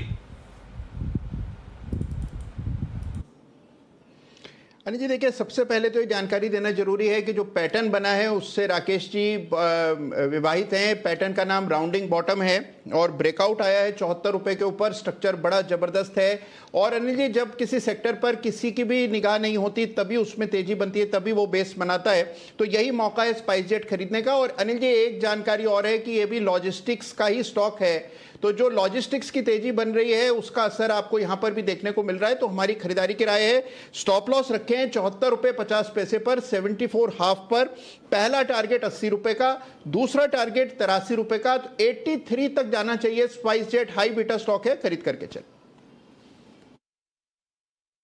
और मैं यही सोचा था, स्पाइस जेट में भी वो चीज आ चुकी है जो आज लॉजिस्टिक्स वाली थीम है। स्पाइस जेट लॉजिस्टिक्स भी है और आपको ध्यान होगा कई सारी वैक्सीन ऐसी हैं जिनके लिए लाने ले जाने का काम स्पाइस जेट कर रही है। और उन्होंने कोविड के वक्त अपने इन ऑपरेशन को बहुत तेजी से बढ़ाया है। तो इस बड़े मूव के पीछे एक रीजन ये भी हो सकता है कि लॉजिस्टिक्स से जुड़े हुए सारे स्टॉक्स जो एक्शन में आते हुए दिख रहे हैं, प्लस ओपनिंग अप से जुड़े हुए। अब जैसे जैसे कोविड के केसेस कम होंगे वैसे वैसे वो सारे stocks, hotel stocks, restaurant stocks, aviation stocks, entertainment stocks, इन सब में भरपूर तेजी बनती हुई दिख रही है और स्पाइस जेट भी उसी का एक नमूना है। यहां पर 74 रुपए 50 पैसे के स्टॉप लॉस से करिए आप खरीदारी और साथ ही 80 और 83 के टारगेट के लिए। चोपड़ा साहब, इस स्पेस में एविएशन, खाने पीने की चीजें, होटल्स, जो ओपनिंग अप वाली स्पेस है, इसमें आपको कुछ पसंद है सर? इंडिगो अच्छा लगता है और एक बार अगर ये फ्यूचर में भी है स्टॉक, और मुझे लगता है कि एक बार इसमें चाल आनी शुरू हुई तो दोबारा से हम इसको 1800-1850 पे देखेंगे। इसके अलावा एक और स्टॉक आपने शायद मिस किया, वो VRL लॉजिस्टिक्स है, लॉजिस्टिक्स स्पेस में। इसमें भी आज तेजी देखने को मिली है और मुझे लगता है कि ये 280 की ओर अग्रसर है ये स्टॉक। VRL लॉजिस्टिक्स भी एक कंपनी है और बाकी मुझे लगता है काफी सारे आपने महिंद्रा लॉजिस्टिक्स और ऑल कार्गो वगैरह कवर किए, पर VRL लॉजिस्टिक्स मैंने नहीं सुना है, इसलिए ये स्टॉक भी है जो कि अभी भी यहाँ से भी अच्छी तेजी दिखा सकता है। नहीं, VRL आई थिंक आप थोड़े से लेट कनेक्ट हुए थे। सचिन जी ने हमें फोन करके स्पेशल पिक के तौर पर आज का दूसरा स्टॉक यही था। पहला स्टॉक का गति सिमी जी ने पसंद किया, उसके बाद VRL लॉजिस्टिक्स सचिन जी की पसंद का स्टॉक आया, शायद तब तक आपसे कनेक्शन नहीं हो पाया था। आइए इस बीच ज्योति लैब, ये है एक और स्टॉक जहां पर एक्शन होता हुआ दिख रहा है नतीजों के दम पर। आपकी स्क्रीन पर रिजल्ट्स हैं। इस वक्त कामकाजी मुनाफा 40 करोड़ से बढ़कर 71 करोड़, मुनाफा 26 करोड़ से बढ़कर 27 करोड़। मुनाफे में ज्यादा बढ़त नहीं है, लेकिन ऑपरेटिंग मुनाफे में अच्छी बढ़त आपको देखने को मिलेगी। ये है आपके लिए ज्योति लैब के रिजल्ट्स। कुणाल जी, चार्ट देखिए ज्योति लैब, मार्जिन 10% से 14%, तो मुनाफे में हो सकता है कुछ एडजस्टमेंट वहां आ गया ना। देखो, एक मुश्त घाटा 23 करोड़ का, तो एक मुश्त घाटा हटा दो तो मुनाफा लगभग दुगुना हो गया। शानदार मुनाफा, शानदार कामकाजी मुनाफा, बेहतरीन मार्जिन और बढ़िया चार्ट्स। देखिए कुणाल जी। अनिल जी, देखिए नीचे के लेवल से बहुत शानदार रिकवरी आते हुए दिख रही है। शॉर्ट्स यहां पर ट्रैप हुए हैं, ब्रेकआउट आता हुआ दिख रहा है। 181 के ऊपर ये ब्रेकआउट हुआ है। मुझे लगता है अनिल जी, एक बार के लिए स्टॉक 184-85 के दाम भी आपको दिखा सकता है, तो यहां पर एक शॉर्ट टर्म ट्रेडिंग का बिल्कुल मौका है। 181 के नीचे एक बहुत टाइट स्टॉप लॉस रखें, ऊपर मुझे 151 के नीचे, माफ कीजिए, पहला टारगेट 155 रुपए का, दूसरा 157 रुपए का। मुझे लगता है कि एक स्ट्रेट राइज आपको देखने को मिल सकता है। ओके, तो ज्योति लैब्स पर रखें नजर। नतीजे भी आते हुए दिख रहे हैं, मार्जिन स्टेबल रहे हैं। आई में आपने अच्छी बढ़त देखी है कंपनी की। थोड़ा उतार चढ़ाव के बाद अब स्टॉक वापस पॉजिटिव एक्शन में आते हुए दिख रहा है। पर एक स्पेस जहां पर जबरदस्त एक्शन रहा है ऑलरेडी, ये एक काउंटर है आपके लिए, शुगर स्पैक। हम देख रहे हैं कि लगातार तेजी में बना हुआ है, थोड़े करेक्शन के बाद फिर से अपमूव आते हुए दिखता है। आइए में क्या चल रहा है और इंडस्ट्री की क्या अब आने वाले समय के लिए डिमांड है, ये जानते हैं मानसी के साथ। मानसी, बताएं शुगर सेक्टर में नए अपडेट्स क्या हैं? बिल्कुल, शुक्रिया दीपांशु। देखिए, चीनी की MSP बढ़ाने की अर्जी आती हुई दिखी है। ISMA यानी कि इंडियन शुगर मिल्स एसोसिएशन ने सरकार से चीनी की MSP बढ़ाने की गुहार लगाई है। आपको बता दें, MSP बढ़ने से मिलों को कर्ज चुकाने में मदद मिलेगी। साथ ही फरवरी 2019 से चीनी मिलों ने कीमतें जो हैं वो 31 से 33 रुपए प्रति किलो पर स्थिर रखी है। नीति आयोग की बनाई टास्क फोर्स का ये कहना है कि दाम जो है 2 रुपए प्रति किलो बढ़ाने चाहिए। काफी समय से ये सिफारिश की है। अब ये MSP बढ़ाने की और गुहार लगाते हुए इंडियन शुगर मिल्स एसोसिएशन भी दिख रहे हैं। MSP बढ़ने से मिलों और किसानों दोनों को ही फायदा होता हुआ दिखेगा। किस तरह से आगे इसी रिसर्च में हम आपको बताएंगे। लेकिन देश भर में 15 मई तक 303 लाख टन चीनी उत्पादन होता हुआ दिख चुका है। शुगर मिलों की स्थिति की अगर बात करें, 120 में से 99 चीनी मिलों का कामकाज फिलहाल बंद है। आपको बता दें, पिछले साल मई में 46 मिलें चालू थी, इस साल 21 में कामकाज फिलहाल चालू है। 99 चीनी मिलों में कामकाज जो है 120 में से बंद है। नकदी की समस्या से चीनी मिलें कम दाम पर चीनी बेचने को मजबूर हो चुकी हैं। किसानों को जो FRP होती है यानी कि उत्पादन खर्च होता है वो भी देना मुश्किल हो चुका है। तो ऐसे में अगर MSP बढ़ती है तो फिर चीनी मिल और साथ ही किसान दोनों को फायदा मिलता हुआ दिख सकता है। अब शुगर एक्सपोर्ट की स्थिति अगर आप देखें तो मई के अंत तक 7 से 8 लाख टन शुगर का एक्सपोर्ट करने का लक्ष्य है। आपको बता दें, सरकार ने 60 लाख टन एक्सपोर्ट का टारगेट सेट किया है। यही खबरें हैं और इसी के चलते अगर MSP बढ़ाई जाती है, इंडियन शुगर मिल एसोसिएशन की गुहार जो है उसे सुन ली जाती है, तो फिर एक फायदा मिलता हुआ चीनी मिल और साथ ही किसानों को दिख सकता है और इसी के चलते शुगर स्टॉक्स जो हैं वो फोकस में रहेंगे। बिल्कुल, तो शुगर स्टॉक्स वैसे भी फोकस में हैं। आज थोड़ी मुनाफा वसूली का दौर आपको बनते हुए दिख रहा है, पर चोपड़ा साहब क्या राय बनती है शुगर पर इस समय? अगर मिल्स कह रहे हैं कि अभी भी हमें दाम और बढ़ाने हैं और एमएसपी का सपोर्ट चाहिए सरकार की तरफ से ताकि लिक्विडिटी बढ़े सेक्टर की और बाकी की भी जो मिल्स हैं, कंपनीज हैं, वो मुनाफे में आए, तो फिर ये जो रैली आई है इससे क्या समझना चाहिए? क्या और स्पेस बनती है? और अगर एमएसपी पर एक्शन नहीं आता है तो फिर थोड़ी परेशानी बनेगी सेक्टर के लिए?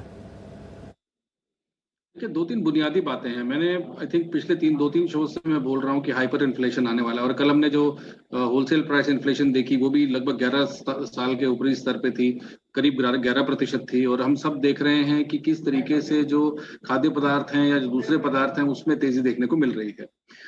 एक और चीज जो हमें समझना है कि ब्राजील में फसल थोड़ी सी खराब हुई है, उसके चलते हुए इंटरनेशनल शुगर प्राइसेस ने भी बहुत ऊपर स्पाइक मारा है, तो इंडियन शुगर कंपनीज कुछ एक्सपोर्ट्स भी कर रही हैं।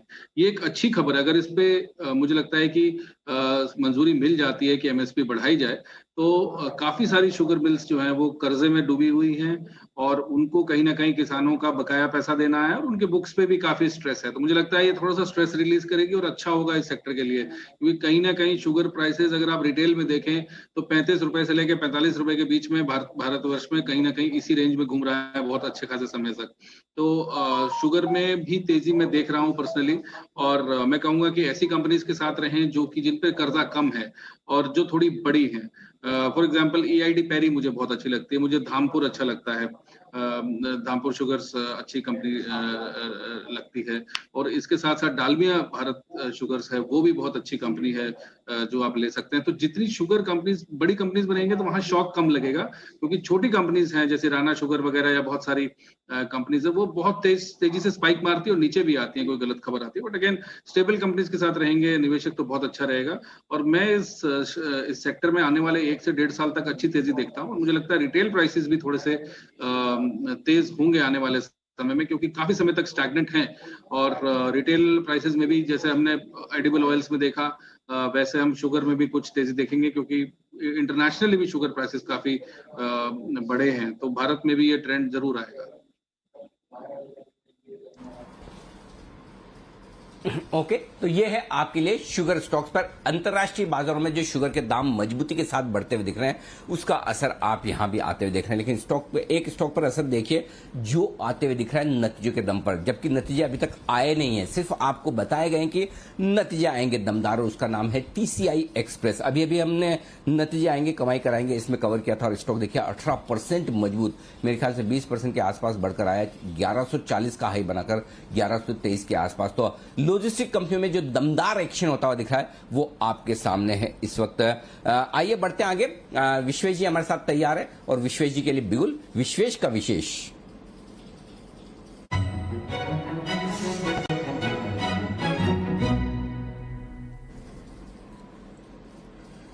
विश्वेश जी पूरे शो में बड़े खामोश खामोश दिख रहे हैं, अभी एक भी बिगुल स्टॉक पर कोई कॉल आया नहीं, क्या बात है? सब ठीक है ना? अनिल जी देखिए, मोस्ट ऑफ द मूव्स हमने कल कैप्चर किए थे। बैंक निफ्टी ऑलमोस्ट 1,500 पॉइंट चल गया है, निफ्टी भी चल गया है, इनफैक्ट सारे फाइनेंशियल स्टॉक्स बढ़ गए थे। समहाउ FNO स्टॉक्स में अभी जो रिस्क रिवॉर्ड है वो इतना सूटेबल नहीं लग रहा था, मोर और लेस। M&M बहुत अच्छा लग रहा था, लेकिन मेरे हिसाब से बंसल जी ने उनको कवर कर दिया है। तो मुझे लगा कि यहाँ पर निफ्टी है वो डेटा के दम पे एक दमदार मूव शायद कल के सत्र में भी देखा सकता है। तो मेरी ओर से जो ट्रेड की सलाह है वो है अनिल जी 15,100 का निफ्टी का कॉल ऑप्शन, जो करीबन 85-88 के आसपास चल रहा है। मुझे ऐसा लग रहा है अनिल जी कि ओवरऑल अभी देखेंगे 15,200 के कॉल में 36 लाख का OI है, और 15,100-150 में कंबाइन और 40-50 लाख का OI है। कंबाइन आज के दिन में 15,100, 200 और 15,150, ये तीन मिल के राउंड अबाउट 30 लाख शेयर का OI ऐड हुआ है, जबकि पुट में 1,16 लाख का शेयर OI एडिशन हुआ है। मुझे ऐसा लग रहा है कि निफ्टी में शॉर्ट कवरिंग पेंडिंग है, और अगर निफ्टी में शॉर्ट कवरिंग आती है, क्योंकि जो बैंक निफ्टी का जो ब्रेकआउट है वो बहुत बड़ा है in terms of the range, आज का गैप फिल नहीं हुआ है, तो मुझे लगता है निफ्टी 15,500 की ओर जा रहा है जिस हिसाब से डेटा बता रहा है। तो 15,100 के ऊपर आज की क्लोजिंग मुझे लगता है शॉर्ट कवरिंग शार्प बिगिन होगी। तो 15,100 का कॉल खरीदना होगा 20 मई की एक्सपायरी का 88-90 के बीच में, 60 रुपीज़ का स्टॉप लॉस, और यहाँ पे 140, 160 और 180 के टारगेट होंगे। तो ये है आपके लिए राय। इस वक्त 15,100 का कॉल ऑप्शन खरीदने की आती हुई दिख रही है विश्वेश जी की तरफ से। 90 रुपए में ये कॉल ऑप्शन कीजिए। 15,100 के नीचे बंद होगा नहीं और 3 बजे के पहले गया नहीं। अब 3 बजे के पहले देखिए 15,100 के ऊपर निकलकर टिकने की कोशिश करा है। ऐसे में 15,125 15,200 तक जाने की तैयारी हो सकती है। थोड़ा सा बैंक निफ्टी ठंडा हो रहा है, ठंडा तो नहीं कहूंगा, मतलब 34,000 की तरफ बढ़ नहीं पा रहा, उसको पार नहीं कर पा रहा। नहीं तो अगर बैंक निफ्टी थोड़ा सा जोर लगाए तो निफ्टी 15,150 के करीब भी बंद हो सकता है। लेकिन फिलहाल 15,100 पर जिस तरह की पुट और कॉल में बराबर पोजीशन बनी हुई है 15,100 के 37 लाख शेयर पर, और यही वजह उस लेवल के आसपास स्टॉक ट्रेड करता हुआ दिख रहा है। और ग्लोबल मार्केट थोड़ा सा भी अच्छा हुआ, कल फिर से आप गैप से एक बढ़िया ओपनिंग होते हुए भी देख सकते हैं। बढ़िया ब्रेकआउट की तैयारी है आपके लिए। आइए बढ़ते हैं आगे। और अच्छा, इस बीच विश्वेश जी आपके सबसे ज्यादा प्रिय आशुष सर ने अभी मैसेज किया है, सर 100% 15,300 15,500 कमिंग। आशु जी के नाम से चला दीजिए भाई। आशु जी का निफ्टी का टारगेट 15,300 15,500 का आ चुका है। तो ये उनकी तरफ से भी अपडेट आता हुआ दिख रहा है। आशु जी बढ़िया, विश्वेश जी के चेहरे पे स्माइल आ चुकी है आपके टारगेट सुनने के बाद। तो 15,300 15,500 का टारगेट, और हम लगातार ये कह रहे हैं कि देखिए एक बार निकलने दे 14,900 के ऊपर, लाइफ टाइम हाई की तरफ बाजार बढ़ते हुए दिखेंगे। तो बढ़िया एक्शन बाजार में आगे बढ़ने की पूरी तैयारी। आइए इस बीच कुछ और स्टॉक्स हैं जहां पर एक्शन होता दिख रहा है। आरबीआई ने कोविड की तीसरी वेव को लेकर कुछ चिंताएं जाहिर की है। तो आरबीआई ने एक रिपोर्ट जारी की है और इस रिपोर्ट में क्या है डिटेल्स जरा समझ लेते हैं। हमारे साथ कार्यक्रम में शामिल हो रही है देवांशी इन पूरी डिटेल्स के साथ। देवांशी बताइए। बिल्कुल अनिल जी, आप देखिए आरबीआई की तरफ से जो मंथली बुलेटिन आता है वहीं पे आरबीआई ने थोड़े से कंसर्न्स जताए हैं। उनका ये कहना है कि पहली वेव जो कोरोना की थी वहां पे हमने देखा था कि सप्लाई के लेके काफी ज्यादा चिंता बनती हुई दिख रही थी, लेकिन इस वाली वेव में हम देख रहे हैं सप्लाई को लेके कोई कंसर्न्स नहीं है। सप्लाई काफी अबेंडेंट है, लेकिन दूसरी तरफ जो मांग है वो थोड़ी सी धीमी होती हुई दिख रही है। जो स्पेंडिंग है, परचेजिंग पावर है, वो इस बार थोड़ा सा कम होता हुआ दिख रहा है और वहां से काफी ज्यादा चिंता बढ़ती हुई दिख रही है। एनबीएफसीज यहाँ पे वो ये कह रहे हैं कि पिछले वेव में जितना असर नहीं दिखा था वो इस वेव में दिख सकता है। नतीजे एनबीएफसीज के इस बार अच्छे भी आते हुए दिखे हैं, लेकिन वो इसलिए भी क्योंकि सुप्रीम कोर्ट ने जो कहा था कि आपको ग्रॉस एनपीएज या जो एसेट क्वालिटी है उसको रिकग्नाइज नहीं करना है, लेकिन अब धीरे धीरे जिस तरह से एसेट क्वालिटी में दबाव आता हुआ दिखेगा ये थोड़ी सी चिंताजनक बात जरूर बनती हुई दिख रही है। लिक्विडिटी की जो जरूरत है वो एनबीएफसीज को पड़ती हुई दिख सकती है। साथ ही इनका कहना है कि जो एमएसएमई है वहां पे दिक्कत ज्यादा बनती हुई दिख रही है। अगर आप ओवरऑल सेगमेंट्स की बात करें, बाकी जो रिटेल फोकस्ड एनबीएफसीज हैं उनको चिंता नहीं है, क्योंकि इस बार एसेट क्वालिटी भी थोड़ी सी वहां से बेहतर आती हुई दिख रही है। कोई डेलिक्वेंसीज नहीं है, जो रिकवरीज हैं, रीपेमेंट्स हैं वो अच्छे खासे होते हुए दिख रहे हैं रिटेल साइड पर। बस एमएसएमई है जहां पे थोड़ा सा कंसर्न्स बनते हुए दिख सकते हैं। इसके अलावा इस बार इनका ये कहना है कि जो व्हीकल लोन्स हैं, साथ ही जो गोल्ड लोन्स हैं वहाँ पे काफ़ी अच्छी बढ़त देखने मिल रही थी। ट्रांसपोर्ट सेक्टर इसमें भी मांग काफ़ी तेज़ी से बढ़ती हुई दिखी है, लेकिन एमएसएमई है जहाँ पे मांग थोड़ी सी कम होती हुई दिख रही है। स्पेंडिंग पावर, परचेसिंग पावर थोड़ा सा कम होता हुआ दिख रहा है और इसी के चलते थोड़ी सी चिंता जो है वो एनबीएफसीज पर बनती हुई दिख रही है। और साथ ही इनका कहना है कि इस बार जो नंबर्स आपको अच्छे दिख रहे हैं वो इसलिए भी है क्योंकि ओवरऑल जो कामकाजी खर्च है कंपनीज का वो कम हुआ है। दूसरी तरफ जो आय है वो इतनी ज्यादा बढ़ती हुई नहीं दिख रही है, तो आने वाले समय में इस पर नजर जो है वो जरूर रहेगी कि आय कब बढ़ती हुई दिखी है। लेकिन ओवरऑल चिंता सिर्फ इतनी है कि जो मांग है वो कब तक बढ़ती हुई दिखेगी। ओके, तो ये है एक अपडेट रेगुलेटर की तरफ से। एसेट क्वालिटी में डेफिनेटली सुधार के संकेत आते हुए दिख रहे हैं और ये एक अच्छी बात है, पर देखना पड़ेगा कि आगे ये जो रीसेंट लॉकडाउन्स का असर है वो कैसा दिखता है कलेक्शन एफिशिएंसीज को लेकर और एसेट क्वालिटी को लेकर। बट डेफिनेटली एक तरह से अच्छा अपडेट आया है आरबीआई की मंथली रिपोर्ट में। पर आइए कुछ और कॉल्स तैयार है हमारे एक्सपर्ट्स की तरफ से। बाजार में अच्छा एक्शन बन रहा है। पहले चलते हैं सिमी जी की तरफ, सिमी जी के नॉन स्टॉप शेयर्स के लिए।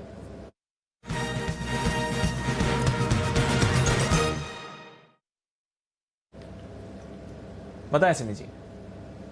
दीपांशु, ब्रेकआउट देखने को मिला है फिलिप्स कार्बन में 220 के ऊपर एक ब्रेकआउट है। मुझे लगता है कि अभी 222 के आसपास है, ये स्टॉक यहाँ से भी चलेगा। पहला टारगेट इसका 232 और दूसरा होगा 240। ये दो टारगेट्स के लिए फिलिप्स कार्बन को खरीदने का सलाह होगा। स्टॉप लॉस 215 के नीचे क्लोजिंग बेसिस पर फॉलो करना पड़ेगा। मुझे लगता है कि आज अगर ये स्टॉक 215 के नीचे क्लोजिंग ना दे तो ये पोजीशन कल तक होल्ड करे BTST के लिए, और 240 का जो फाइनल टारगेट मैंने दिया वो कल तक अचीव हो जाएगा।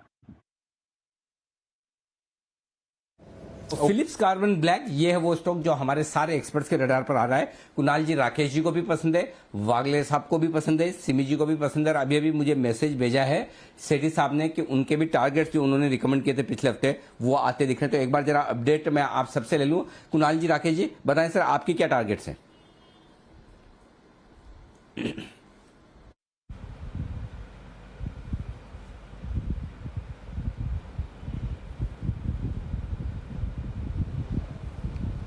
कुणाल जी, राकेश जी, आवाज आ रही? अनिल जी राकेश जी बताएं देखिए, sir. Phillips Carbon Black Phillips पर कार्बन हमारी ब्लैक। खरीदारी। जी जी अनिल जी,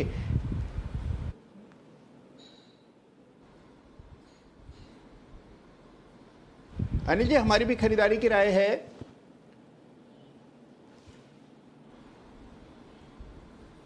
हाँ कुणाल जी, आ रही आवाज, बोलिए बोलिए सर। हाँ अनिल जी देखिए, हमारी भी खरीदारी की राय है। झटपट ये कहना चाहता हूं Anil ji, ascending triangle pattern बना है, बड़ा ब्रेकआउट हुआ है, एकदम साफ ब्रेकआउट आता हुआ दिख रहा है। और जो सिमी जी ने लक्ष्य दिए हैं, अभी एवेन्यू सुपरमार्ट में उन्होंने हमारा स्टॉप लॉस और हमारे लक्ष्य मान लिए थे। तो अभी अनिल जी इसमें सिमी जी के साथ हम लोग पूरी तरह हैं। बस मैं एक बात कहना चाहता हूं, फिलिप कार्बन ब्लैक के लिए अनिल जी आपने बहुत नीचे के लेवल्स पर इसको रेकमेंड किया था, और जो इसका इवेंचुअल टारगेट है वो 290 रुपए का है। तो हमें लगता है कि 290 तक स्टॉक जाएगा। शॉर्ट टर्म टारगेट 240 रुपए के आसपास है। बिल्कुल 240 का शॉर्ट टर्म टारगेट है, 290 का लॉन्ग टर्म टारगेट। और आमतौर पर कैश स्टॉक्स कम पसंद आते हैं, या कम पसंद तो नहीं कहूंगा, कम देखते हैं वागले साहब। तो वागले साहब के रडार पर भी आया, उनकी पिक के तौर पर भी फिलिप्स कार्बन है। तो वागले साहब से भी एक बार उनके टारगेट्स और अपडेट लिए जाए। वागले साहब बताएं sir, Phillips carbon. Anil ji 242 का मेरा टारगेट होगा और मेरा स्टॉप लॉस 218 का होगा। 218 का स्टॉप लॉस और 242 का टारगेट, ये है आपके लिए फिलिप्स कार्बन ब्लैक पे वागले साहब की तरफ से भी राय। सभी के स्टॉक्स जबरदस्त एक्शन में आते हुए दिख रहे हैं। हमने दीप ने हमें डेटा भेज दिया, 28 अप्रैल को 214 रुपए में फिलिप्स कार्बन ब्लैक खरीदने की राय दी थी। 220, 230 और 250 के टारगेट उनकी तरफ तेजी से बढ़ता हुआ दिख रहा है। और सेठी साहब की भी राय मैं आपको बता दूं, सेठी साहब ने भी 204 रुपए में शुक्रवार को ही राय दी थी, और आज हम मंगलवार, दो ही ट्रेडिंग सेशन में उनका भी 220 का टारगेट हासिल होता हुआ। लेकिन यहां से भी बड़ी जबरदस्त मजबूती और बेहतरीन एक्शन में ये स्टॉक है। तो चिंता न करें, हड़बड़ी न करें, इसे होल्ड करें, ये ज्यादा बढ़िया रहेगा आपके लिए। तो ये एक शानदार stock Phillips Carbon Black, short term से लेकर लॉन्ग टर्म, जो व्यू हो आपका, जैसा व्यू हो उस पर फोकस करें। आइए कुणाल जी, राकेश जी के लिए बिल्कुल चार्ट कॉर्नर का।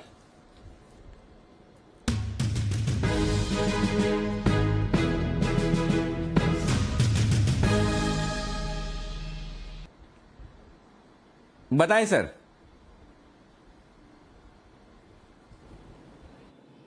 स्टॉक था फिलिप्स कार्बन, जिसके अंदर एक मच अवेटेड ब्रेकआउट देखने को मिल रहा है। कार्बन ब्लैक अनिल जी यहाँ पर चार्ट कॉर्नर पे कैल्को पिक था, यही शेयर था अनिल जी, 250 रुपए, 290 रुपए।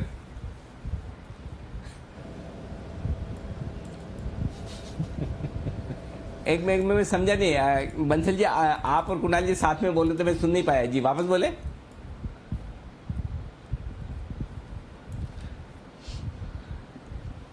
अनिल जी हम ये कह रहे हैं कि यही पिक था हमारा, फिलिप्स कार्बन ही हमारा चार्ट कॉर्नर पिक था, जो अभी डिस्कस हुआ, जिसपे अभी कुणाल जी ने रिकमेंडेशन भी दिया था, पूरे लेवल्स भी दिए थे, 290 रुपए के बड़े वाले टारगेट दिए। तो चार्ट कॉर्नर पिक हमारा फिलिप्स कार्बन था।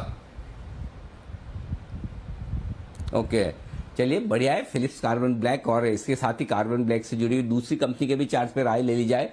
गोवा कार्बन, जरा इसके चार्ट्स भी दिखा दे। 327 रुपए के आसपास ये ट्रेड कर रहा है, 4% ये भी मजबूत है। सिमी जी, आजकल सेक्टर वाला मतलब भाईचारा बहुत बढ़ गया सारे शेयरों में। इस एक सेक्टर का कोई स्टॉक चलता है तो वो सोचते कि हम साथ में अकेले क्यों जाएं, सारे को लेकर चलें। अभी अभी आपने देखा ही जो गति के साथ हुआ, एक के पीछे सारे, तो राजा के पीछे प्रजा या भाई भाई वाला मामला। तो गोवा कार्बन भी देखिए इसी तरह से मजबूत होता हुआ दिख रहा है। जरा गोवा कार्बन के चार्ट भी बता दीजिए आप। एक बार अभी का प्राइस बता दीजिए। चार्ट फैंटास्टिक है, सिर्फ अभी का प्राइस बता दीजिए। मैं बोल रही हूँ ब्रेकआउट 330 के ऊपर आएगी। अभी कहाँ पे है मालूम नहीं है, पर ये अगर 330 के ऊपर 29 है, 330 के ऊपर एकदम भाग जाएगा। 360 370 का रैली होगा।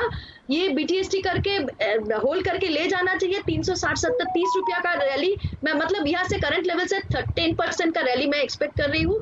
छोटा सा स्टॉप लॉस के साथ 329 है तो 324 का स्टॉप लॉस के साथ इसको खरीद कर लेके जाइए। 360 70 तक का रैली बिल्कुल 1-2 दिन में आना चाहिए। लेकिन सिमी जी आपका ब्रेकआउट तो आएगा नहीं, आपका ब्रेकआउट तो आएगा नहीं आज, क्योंकि 329 5% का सर्किट ऐसा लग रहा है। हाँ 5% के सर्किट वाले ही है। डन फॉर द डे, आज के लिए अब इसकी छुट्टी।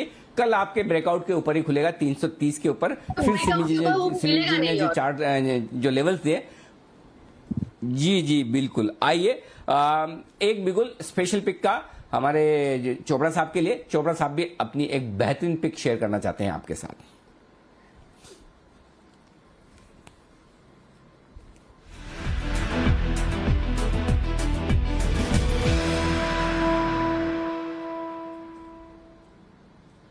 मेरा बताएं चोपड़ा साहब। पहला पिक, हाँ मेरा पहला पिक है अनिल जी, अपोलो टायर्स 215 पे करीब अभी ट्रेड कर रहा है। फ्यूचर का भी स्टॉक है ये।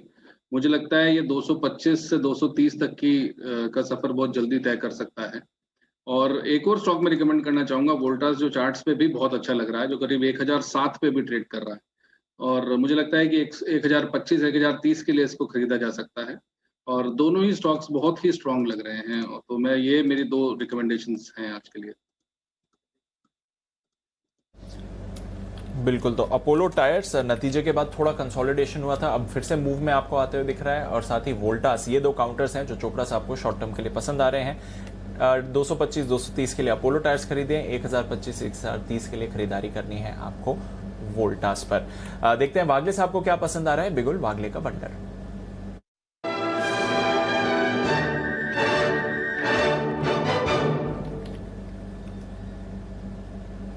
बताएं वागले साहब। दीपांशु, एक high momentum live wire stock है अडानी एंटरप्राइजेस। ये मल्टीपल स्विंग है 1330 1332 1333 ये रेंज में पिछले 5 या 7 बार ये अटका था। ये अभी ब्रेक कर रहा है। अभी 1336 1337 हो गया। मुझे ये कम से कम 30 से 40 रुपए की मुंह लगती है। 1370 1375 का मेरा टारगेट होगा। और मैं स्टॉप लॉस एकदम क्लोज 1322 का लूंगा। तो 15 रुपए की रिस्क होगी, 40 रुपए का टारगेट। शायद ये 1400 के तक भी जा सकता है। अदानी ग्रुप स्टॉक्स आज बाजार में फिर से एक्टिव होते हुए दिख रहे हैं। और नजर रखें अदानी एंटरप्राइजेस पर खरीदारी की राय है। 3.5% ऑलरेडी ऊपर है ये स्टॉक, पर और ऊपर जाने की क्षमता रखता है। आखिरी कुछ मिनट बाकी हैं ट्रेड के लिए। अनिल जी की स्ट्रैटेजी ने, उससे पहले बैन से बेनिफिट एक बार जान लेते हैं। वायदा कारोबार के बैन लिस्ट में क्या बदलाव हो सकते हैं।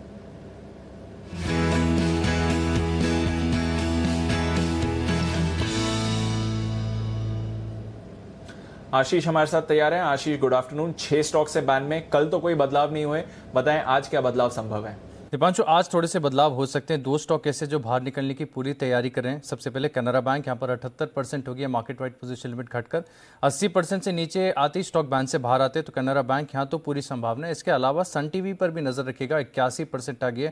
हालांकि यहाँ पर देखिए रोज ऐसा ही होता है, 81-82% के आसपास बॉर्डर लाइन के पास आ जाता है स्टॉक, लेकिन फिर पोजीशंस आखिरी मिनटों में कम नहीं होती। तो यहाँ पर थोड़ा सा डाइसी सिचुएशन है, लेकिन आज प्रबल संभावना है कि ये स्टॉक भी बैन से बाहर आ जाए। फ्रेश एंट्री होगी नेशनल एल्यूमिनियम नाल्को की। कल भी इसने प्रयास किया था, हालांकि हो नहीं पाया। कल 92% थी बाजार बंद होने के टाइम पे मार्केट वाइड पोजीशन लिमिट। अभी फिलहाल 95% के मार्क को क्रॉस कर दिया है। 98% हो गई है मार्केट वाइड पोजीशन लिमिट, यानी 95% के मार्क को क्रॉस कर दिया। पूरी संभावना है कि नाल्को जो है बैन में आएगा। कैनरा बैंक और सन टीवी, ये 2 स्टॉक ऐसे हैं जो बैन से बाहर आएंगे। ओके, तो नजर बनाएं कैनरा बैंक, सन टीवी, ये बाहर आ सकते हैं बैन के। हालांकि 1-2 बार लगाए बैन से बाहर आने वाले हैं, पर हुआ नहीं है। और नाल्को एंट्री के लिए तैयार हो रहा है। ये है आशीष की तरफ से बैन से बेनिफिट। शुक्रिया आशीष हमारे साथ जुड़ने के लिए और लिस्ट शेयर करने के लिए। आइए अनिल जी भी स्ट्रैटेजी देने के लिए तैयार हैं, पर उससे पहले इंडेक्स पर एक बढ़िया ऑप्शंस की स्ट्रैटेजी लेते हैं जय ठक्कर से, कैश का ऑप्शन।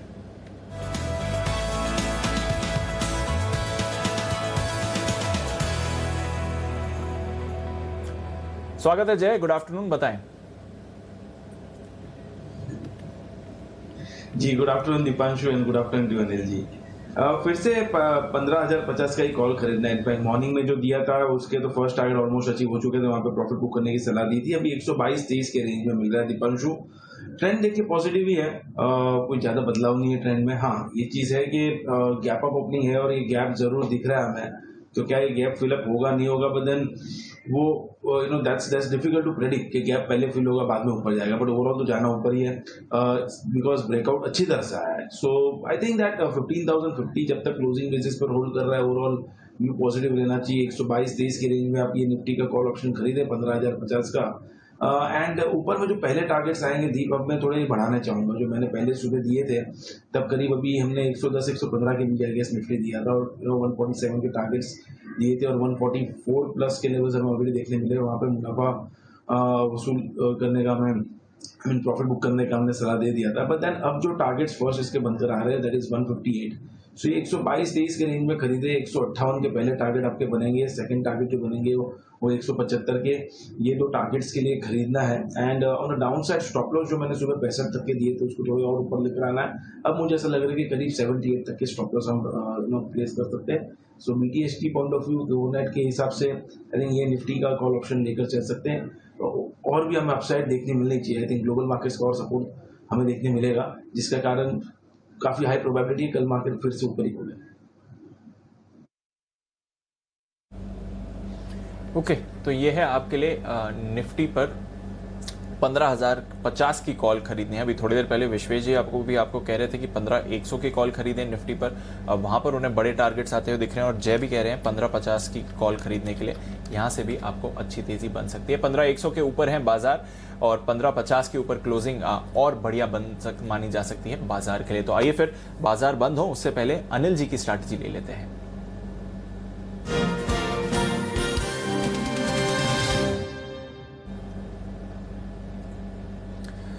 सर ग्लोबल मूड माहौल तो अच्छा है और जो आप कुछ अहम लेवल्स की बात कर रहे थे 3 बजे के बाद जो होल्ड करने चाहिए बाजार ने होल्ड करे हैं। 34,000 से ज्यादा दूर नहीं है निफ्टी बैंक, 15,100 के ऊपर है निफ्टी। डाउ फ्यूचर्स 65-70 अंक ऊपर आपको इस समय दिख रहा है। नैस्डैक फ्यूचर्स में अच्छी तेजी है। यूरोप के बाजार भी पॉजिटिव क्लोज दे रहे हैं। बताएं सर क्या करके जाएं? दीप ये अभी जो जय एक बात कर रहे थे वो बहुत इंटरेस्टिंग और वो डेटा मेरे रडार पे था एक्चुअली। मैं क्लोजिंग में यही बात करने वाला था जिसका जिक्र जय ने किया। 14,940 से 15,040 ये 100 पॉइंट की रेंज में गैप रह गया। गैप कैसे रह गया मैं बताता हूं आपको। 10 मई को आपने हाईएस्ट क्लोजिंग दी थी 14,942 की, हाईएस्ट मतलब इस रन की हाईएस्ट क्लोजिंग, और उस दिन लगा था कि ब्रेकआउट के संकेत आते दिख रहे हैं लेकिन आए नहीं।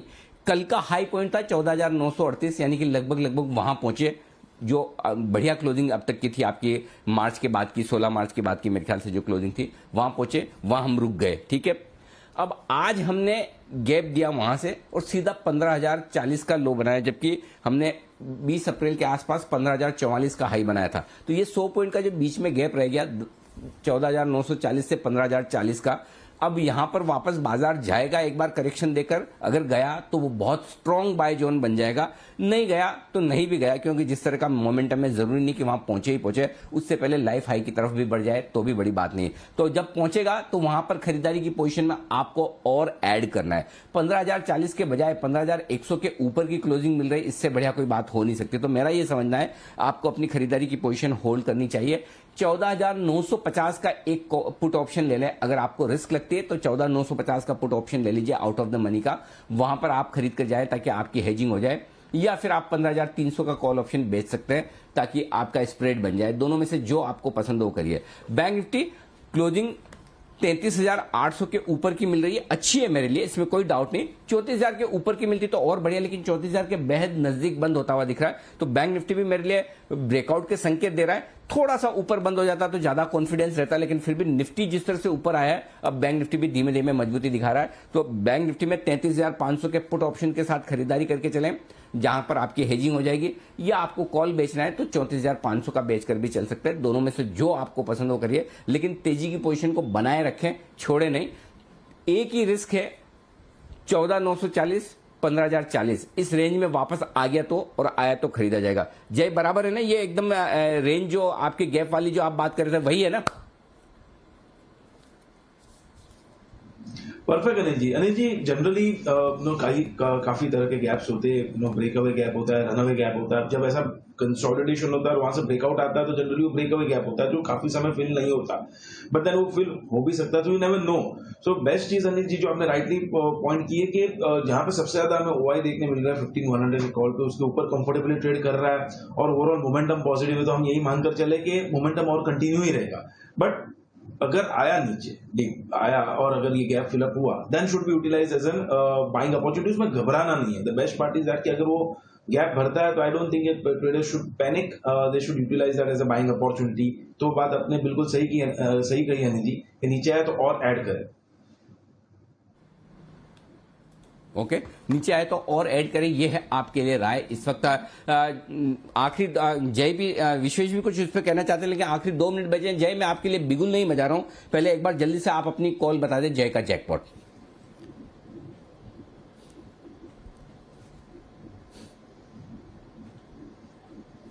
जी अनिल जी मेरा जो बाय रिकमेंडेशन है 1420 के कॉल ऑप्शन पर है एलएनटी का 1420 के स्ट्राइक का जो at the money call option है वो खरीदना है, जो करीब अभी 28 रुपए के आसपास अनिल जी ये ट्रेड कर रहा है। इसको खरीद कर चलना है, यहाँ पे स्टॉप लॉस प्लेस करना है 16 रुपए पे।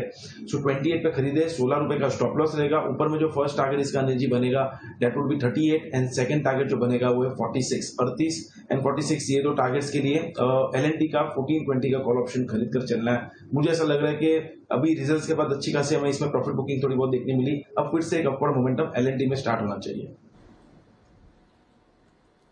ओके, तो एलएनटी में आपके लिए खरीदारी करने की राय कॉल ऑप्शन 1420 का। हाँ विश्वेश जी, निफ्टी के हमारे डिस्कशन पर कुछ और ऐड करना चाहते हैं। जी विश्वेश जी बताएं सर।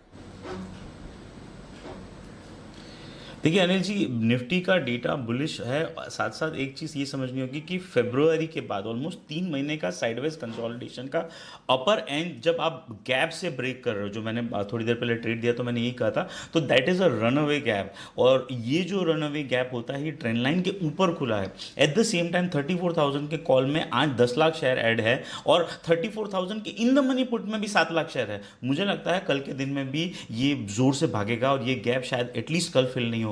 तो it's a very very strong close, बहुत ही बढ़िया डेटा है। मुझे लगता है बैंक निफ्टी में मेजर शॉर्ट कवरिंग कल के दिन में देख सकते हैं अबो 34,000।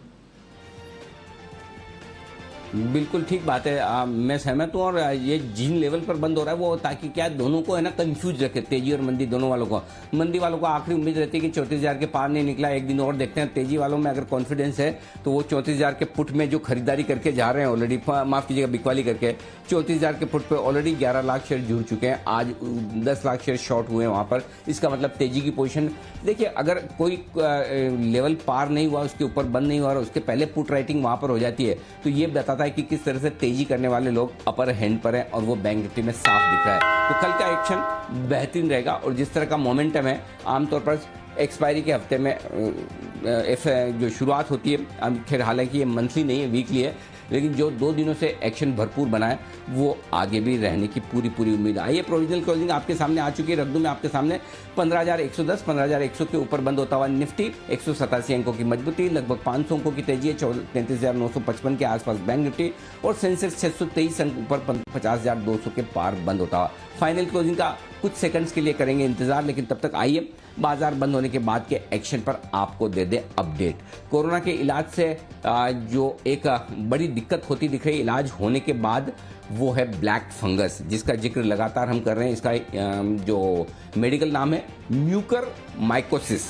ये अब लोगों के में बड़ी दहशत फैला रहा है। कोरोना से जो संक्रमित हो चुके हैं वो लोग तो हैं ही, जो ठीक हो चुके हैं वो लोग भी इसकी चपेट में आ रहे हैं। इसमें सबसे बड़ी दिक्कत ये कि इसमें लोगों की आंखों की रोशनी चली जाती है और कई केसेस में तो ऐसा भी हुआ है अगर समय पर आपने इलाज नहीं करवाया तो न सिर्फ आंखों की रोशनी चली जाती है, जान का खतरा भी हो सकता है। हम पहले भी इस पर कई बार चर्चा कर चुके हैं, एक बार फिर से चर्चा करने का वक्त है क्योंकि ये काफ़ी भयानक रूप लेता हुआ दिख रहा है। तो आज हम बताएंगे आपको कि किस तरह से ब्लैक फंगस से बचा जाए। सेंटर फॉर साइट के चेयरमैन और डायरेक्टर डॉक्टर महिपाल सचदेव साहब होंगे हमारे साथ, मैक्स हेल्थ केयर के डॉक्टर अमरीश मित्तल साहब होंगे हमारे साथ और सर गंगाराम हॉस्पिटल में डिपार्टमेंट ऑफ ईएनटी के चेयरमैन डॉक्टर अजय स्वरूप साहब होंगे, जो आपको बताएंगे ब्लैक फंगस से बचने और खुद को सुरक्षित रखने के उपाय। ये शो बिल्कुल भी मिस मत कीजिएगा। आइए अगला शो आपके लिए। कोविड में ज्यादातर लोग होम आइसोलेशन और होम ट्रीटमेंट से ठीक होते हैं। अस्पताल में भर्ती होने पर आप इलाज का खर्च अपनी हेल्थ पॉलिसी से क्लेम कर सकते हैं, लेकिन घर के इलाज पर क्या आपको क्लेम मिलेगा? क्योंकि हॉस्पिटल में तब तो आपका कैशलेस भी हो गया, साथ में आपका खर्चा, लेकिन अगर आप घर पे बीमार है, होम आइसोलेशन में है, तो ये एक बड़ी इंटरेस्टिंग चीज है कि नहीं है? तो अब इसी पर आज शाम का हमारा खास शो है, होम केयर कैसे होगा कवर। तो अगर आप कोरोना का ट्रीटमेंट 15 दिन घर पर ही रहकर आइसोलेशन में रखकर कर रहे हैं और उसमें आप खर्चा कर रहे हैं, तो उसमें किस तरह से आप इंश्योरेंस कवर लें, ये बेहद इंटरेस्टिंग डिस्कशन है। बहुत आपको जानना समझना बहुत जरूरी है। इंडिया 360 डिग्री रात को 8 बजे आपके लिए विशेष बुलेटिन, और इस बुलेटिन में एक सबसे बड़ा मुद्दा जो आज देश में छाया हुआ है, प्लाज्मा थेरेपी को लेकर। आईसीएमआर ने एक रिपोर्ट दी और उनका ये कहना है कि प्लाज्मा थेरेपी कोरोना के मामलों में बहुत कारगर नहीं है। तो अब आईसीएमआर ने जब इसे बाहर कर दिया, क्यों किया गया, क्या वाकई में कारगर नहीं है, इन सभी सवालों के जवाब इस पड़ताल में हम लेंगे आज शाम को 8 बजे। इसके बाद महंगाई जिस तरह से तेजी से बढ़ती हुई दिख रही है, इस पर हमारी विशेष चर्चा होगी। दालों के बाद अब खाने के तेल के दाम भी आसमान पर पहुंच रहे हैं। दाल पर तो सरकार ने एक्शन ले लिया है, लेकिन खाने के तेल की महंगाई को रोकने के लिए क्या कुछ करने की जरूरत है, और जो किचन का बजट बिगड़ रहा है उस पर हम करेंगे 360 डिग्री एनालिसिस। तेल में महंगाई का तड़का, ये है हमारी 2 विशेष आज की कवर स्टोरीज, जरूर देखिएगा। तो ये है आपके लिए शाम का शो, लेकिन आइए बंद होते वक्त बता दूं 15,108 पर मिली है क्लोजिंग आपको निफ्टी पर 1.25% की मजबूती के साथ। एग्जैक्टली इतना ही 1.24% सेंसेक्स भी बंद हुआ है ऊपर 612 अंकों की तेजी के साथ 50,193 पर, और बैंक निफ्टी में क्लोजिंग मिली है 1.38% 33,922 के आसपास। ये है आज के सेशन की समाप्ति। दिन के ऊपरी स्तरों की तरफ बंद होते हुए बाजार, एग्जैक्ट टॉप पर नहीं लेकिन ऊपर की तरफ बंद होते हुए आपके लिए सोमवार और मंगलवार 2 बेहतरीन दिन। कल है बुधवार, आइए देखते कल का क्या कुछ एक्शन होगा, लेकिन तब तक आप सभी से विदा लेने का वक्त है। चोपड़ा साहब, वागले साहब, शुक्रिया आपका। कुणाल जी, राकेश जी, आपका भी धन्यवाद। विश्वेश जी और जय जी, आपका शुक्रिया। सिमी जी, आपका विशेष शुक्रिया, जिस तरह से आपने आज लॉजिस्टिक्स स्टॉक में बड़ी रफ्तार भरी और क्लोजिंग वाला सेशन देखिए इंटरेस्टिंग हो गया, एक के बाद एक ढेर सारे स्टॉक्स निकल कर आए और बड़ा इंटरेस्टिंग रहा। तो बहुत बहुत शुक्रिया आप सबका। मुझे और दीप को दीजिए इजाजत, बने रहिए हमारे साथ जी बिजनेस पर। नमस्कार।